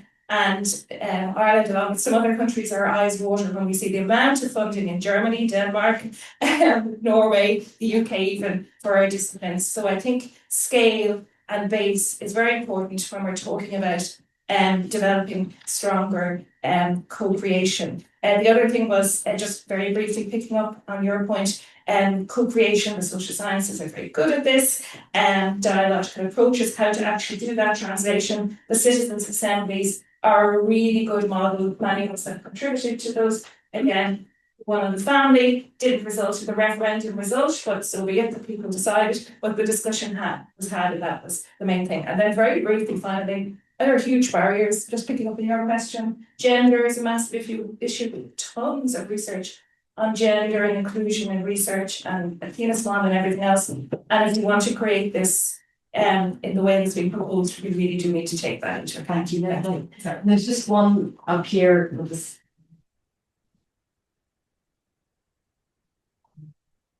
Hi, I'm Chris Ryan, head of strategic research and evaluation in the Department of Health. So I'm one of the economists that kind of has to try and contextualize the research from time to time. But what I'm interested in is the policy cycle can turn quite slowly, but then it can also turn quite quickly, and especially in areas that are priorities, and the political cycle can also turn fast.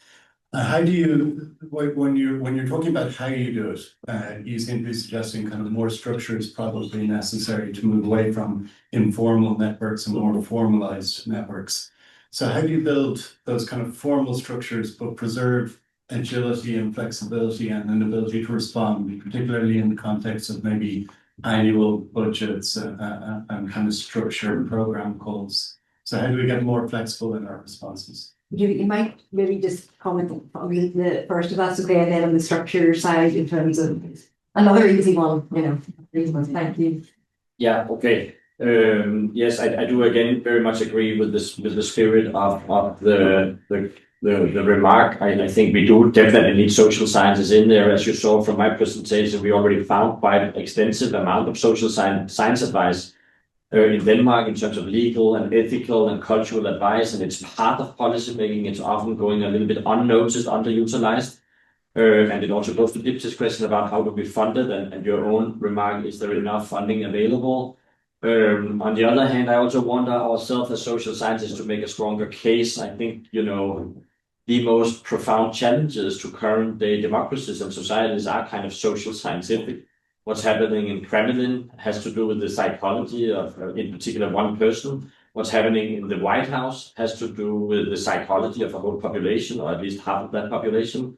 What's happening on OpenAI and LLMs and AI, it has a lot to do with human response, human interaction with the digital products. It's backyard stuff for social science humanities, but we don't include them.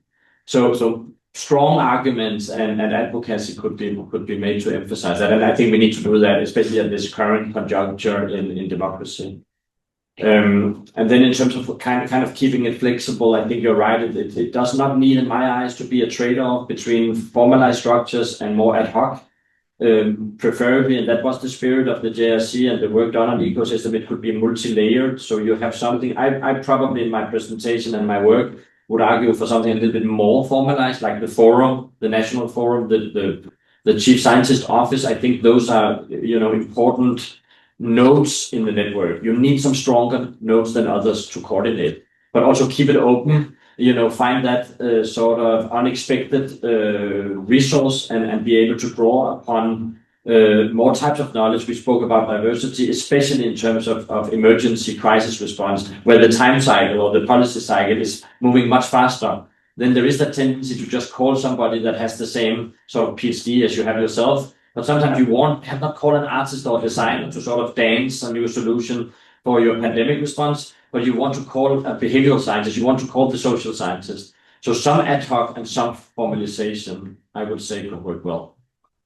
Thank you very much, David. And I want to thank all our panelists.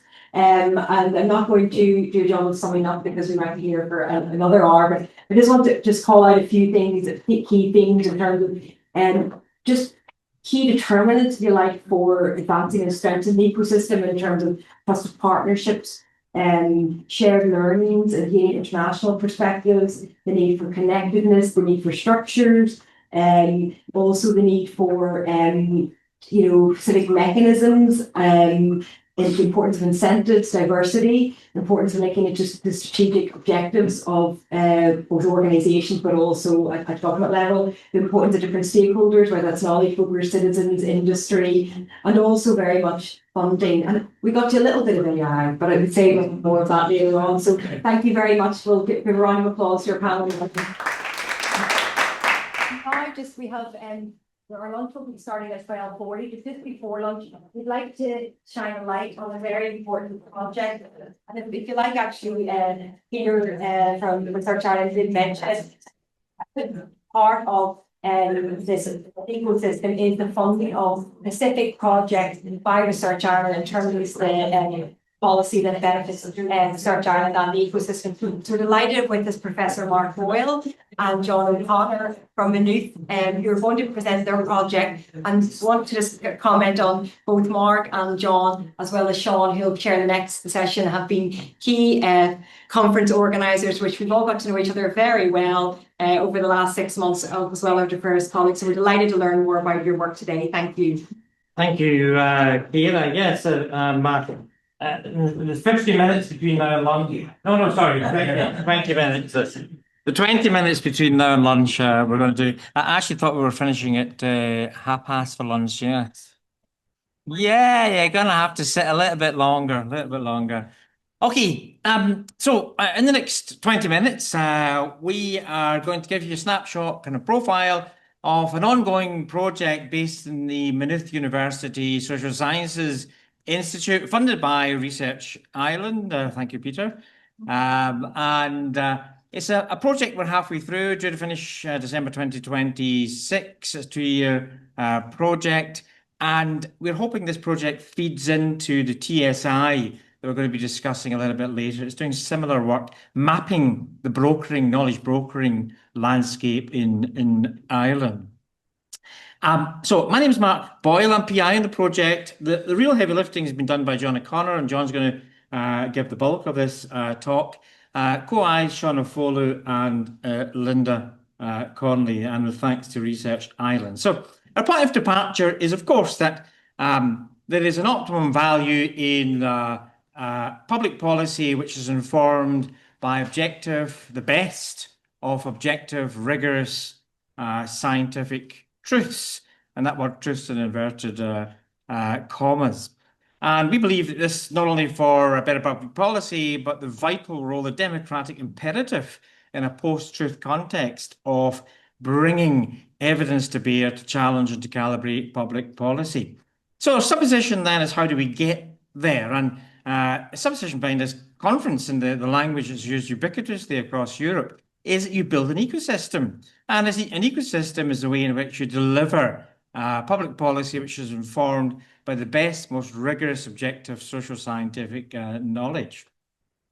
Our problem then becomes we jump into the ecosystem thinking. So we are cautious and vigilant. We think it's a very powerful idea. The idea of ecosystems is great. It gets you above your silos. It allows you to read across the landscape, allows you to think that the sum is greater than the individual parts, that there's an organism that survives beyond any individual organisation or unit. But of course, it's a far from innocent concept to conceive of the research for policy landscape in terms of a network or an ecosystem, not just a system, an ecosystem, is to lock yourself into certain ways of understanding that landscape. And the idea of ecosystem is tremendously powerful. It allows us to do certain kinds of work, but it also forbids us from doing other kind of work, and it's limiting. I've heard a lot today about cultural values, and David done a lot of work about the soft infrastructure required to build really meaningful communities of practitioners and academics and so on. And the truth of the matter is, for me, that's a journey that we are quite some distance off. We're going in the right direction, but we're quite some distance off. We've got an atomistic, kind of fragmented, transactional landscape. So perhaps the best we can hope for is an ecosystem that's based on the aligning of transactional interests. It's a kind of realist approach to international relations. Everyone will pursue their own self-interest, but we can perhaps begin by trying to align those with incentive structures, hoping then that a purposeful community will emerge thereafter. So is this supposition correct? Is ecosystems framing allowing us to think and act on the landscape in the ways we want? What does such a ecosystem look like? How far does it already exist? And what more needs to be done to build it?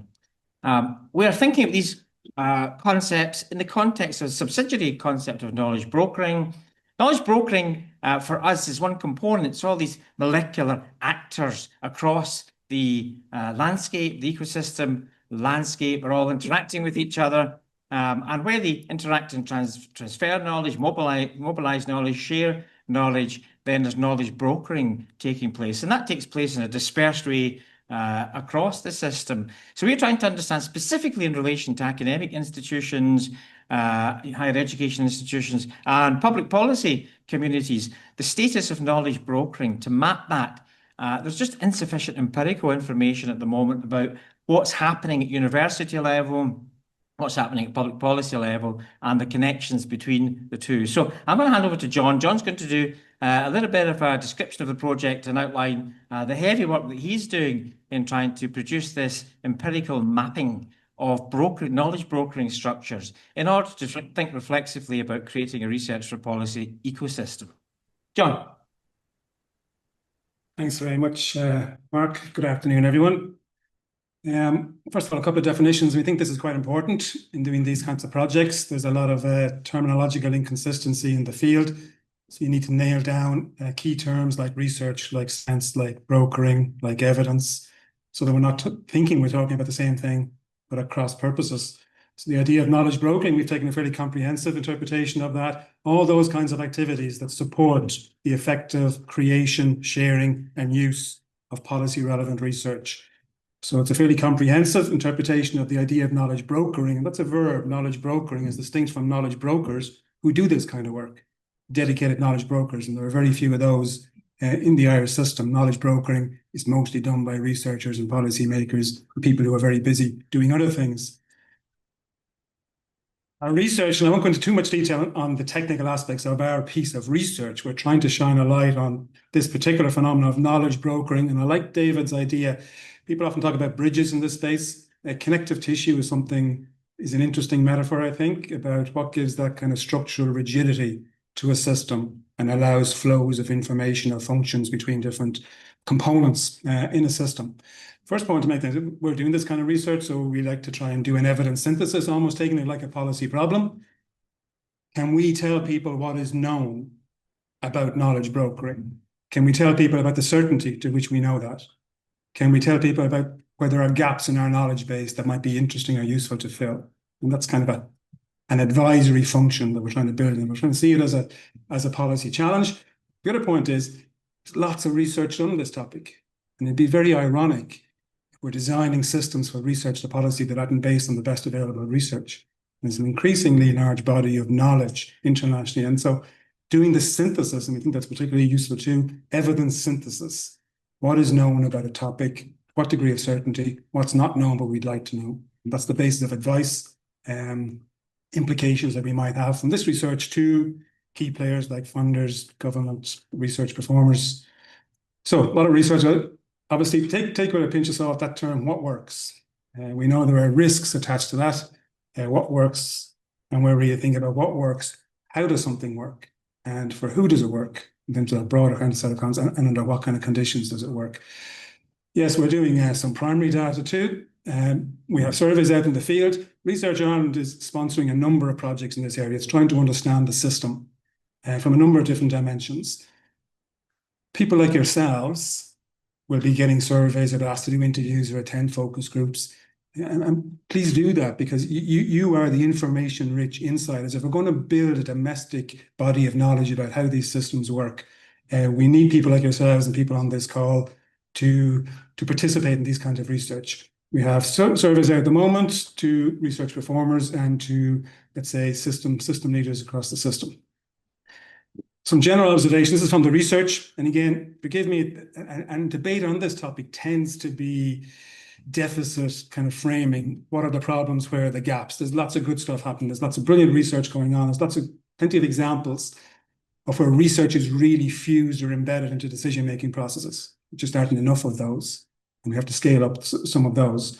So limited examples where you'd have that, let's say, ideal state that research and decision-making are almost fused into kind of single process. Far from that. What we're looking at here is evidence exchange. There's lots of terminology here: brokering, knowledge mobilization, boundary spanning work, translation, knowledge exchange.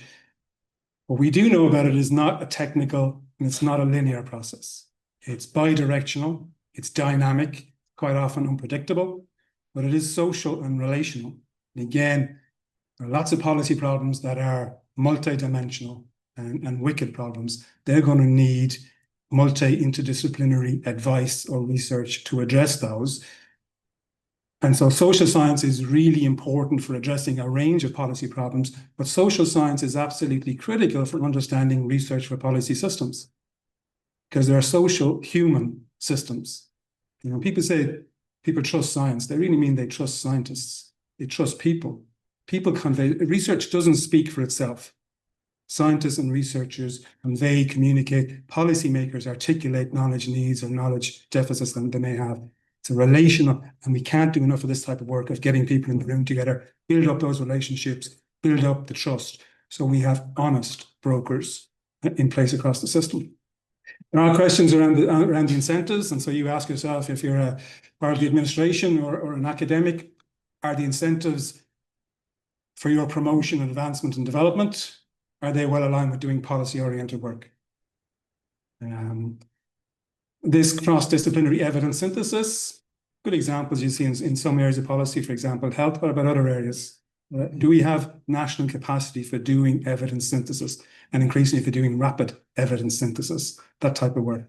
A few dedicated knowledge brokers, and there is this question, and we're not pushing it particularly strongly, but is there a need for an additional professional role, a kind of ambidextrous role of people who are credible in the scientific community and credible in the policy community, and can mediate or contextualize research-based evidence into policy problems? Is there a need for those kind of professional roles? And what do they look like? And what kind of competencies and role profiles do they kind of look like?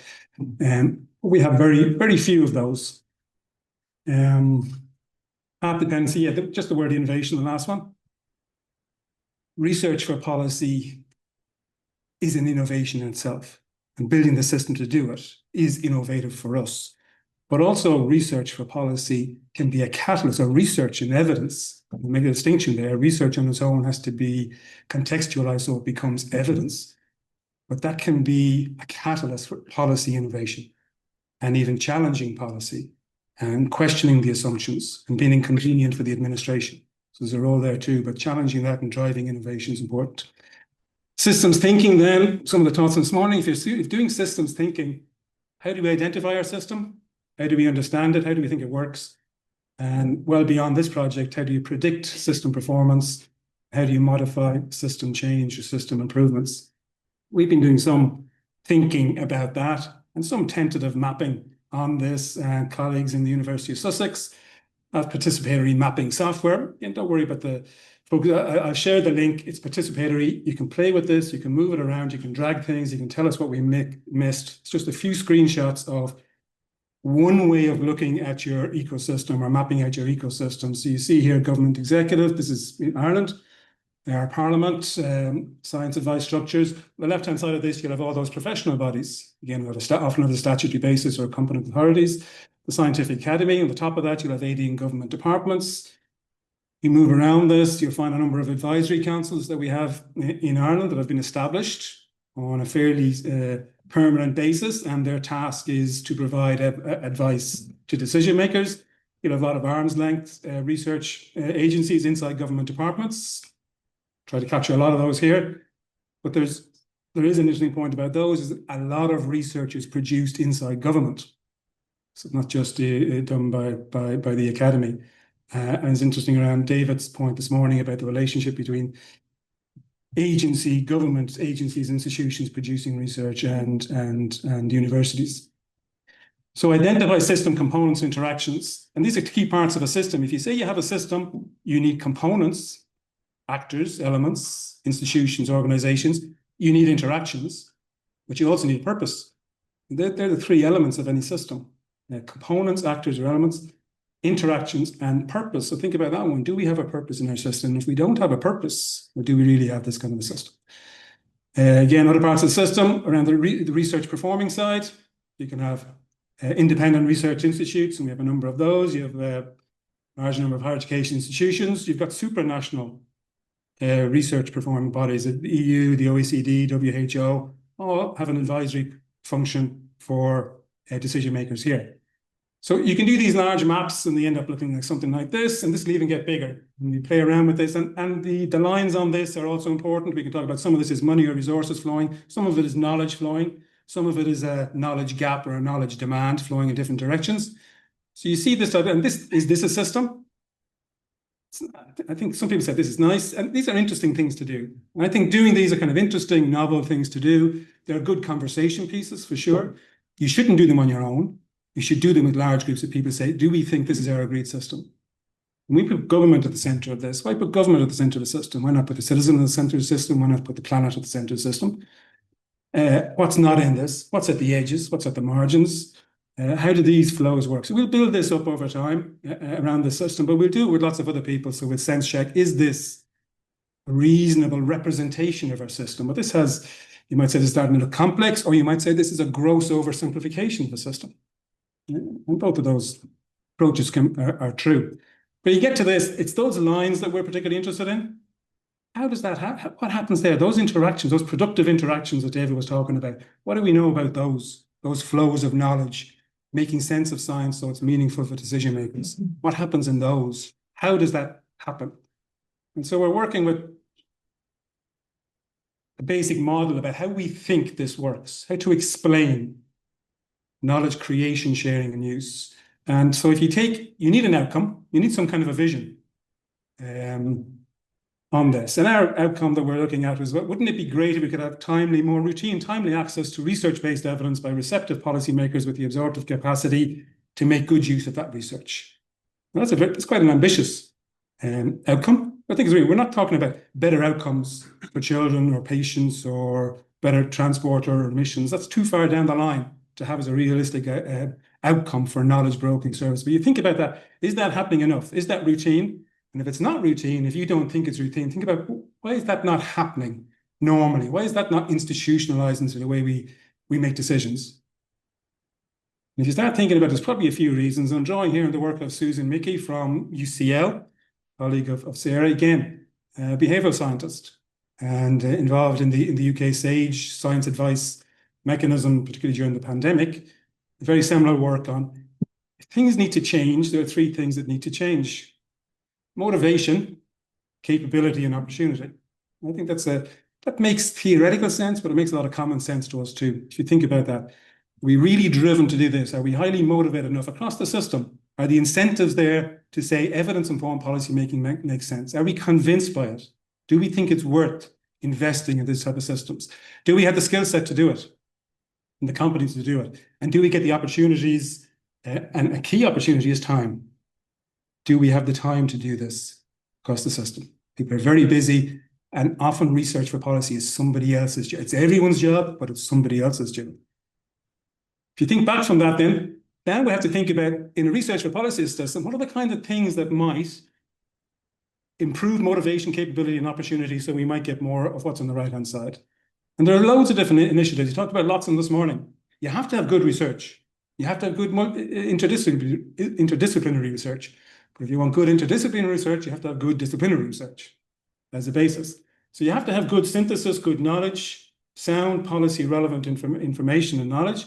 You have to have linkage and exchange type systems. How do you build up those relationships we talked about this morning? What are those kind of networks, platforms? There's hundreds of different initiatives underway across the system. We can classify some of them as knowledge management ones, some as linkage exchange, some as capacity building, skills, training programs, developing people. So we have initiatives that we can look at, and we're classifying, we're mapping those kind of initiatives, knowledge brokering initiatives. We're going to have to show how do they address the various components of behavior change we need to address, how do they increase motivation, capability, and opportunity to make good use of research-based evidence. And we understand that there are mechanisms, intervening mechanisms that make this happen. And again, work by Langer, Tripney, etc., colleagues there. Key mobilizing active ingredients in this model. Are we promoting awareness? Are people aware of evidence-informed policy making, what it means, about the benefits of it, about what's possible? Agreement, really important. Do we agree on where research advice stops? Do we agree on policy problems? Do we agree on the research questions that should be asked around policy challenges? Accessibility of research findings, interaction, can't do enough of that. Purposeful interaction, that productive interactions that David talked about. How do we build them into more institutionally? Skills and structures. Again, this is not a closed system, because you know we all work in organizations, so leadership, culture, really important. Roles in your organization, in your institution. What's it like? Is evidence-informed policy making championed in your institution, your organization?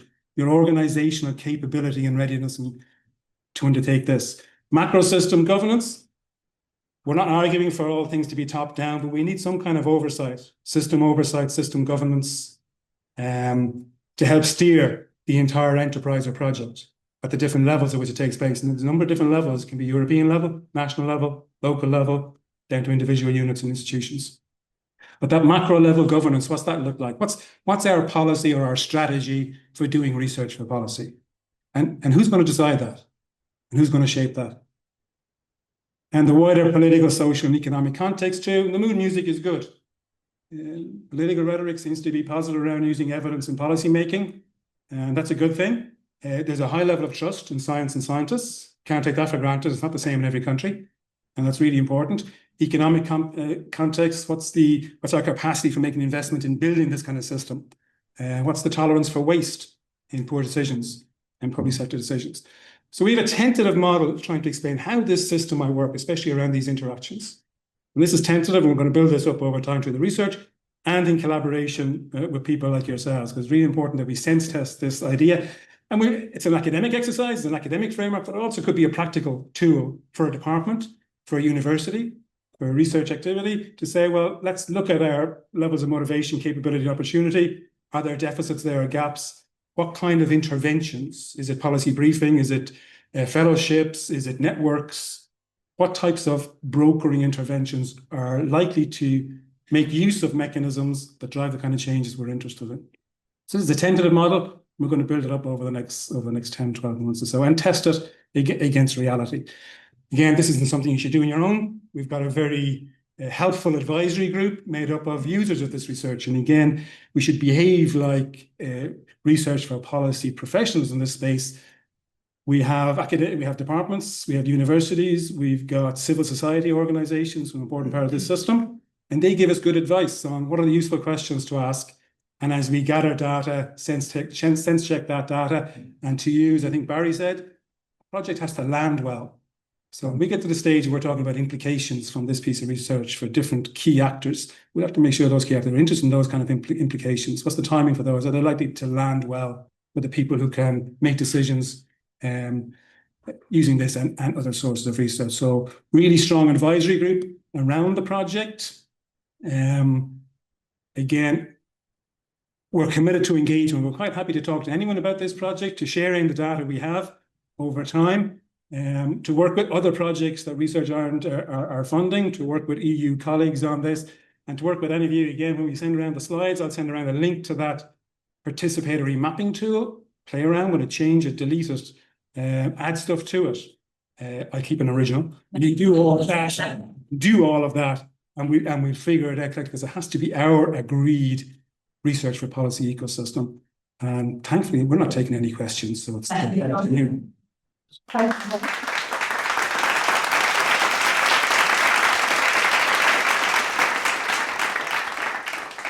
project piece before the novel program was raised, by a number of people in advance was perfect. In sessions before, so kind of hear a little bit more why this work. We look forward to hearing more and watching the space, if you like, and the project develops further. Just before lunch, I want to make it clear just to thank, first of all of our speakers this morning. We have Triona, and we have David, of course, and Aoife, Peter, and Barry, and as well as John and Mark. And as if that isn't enough, we have two more very interesting sessions to follow.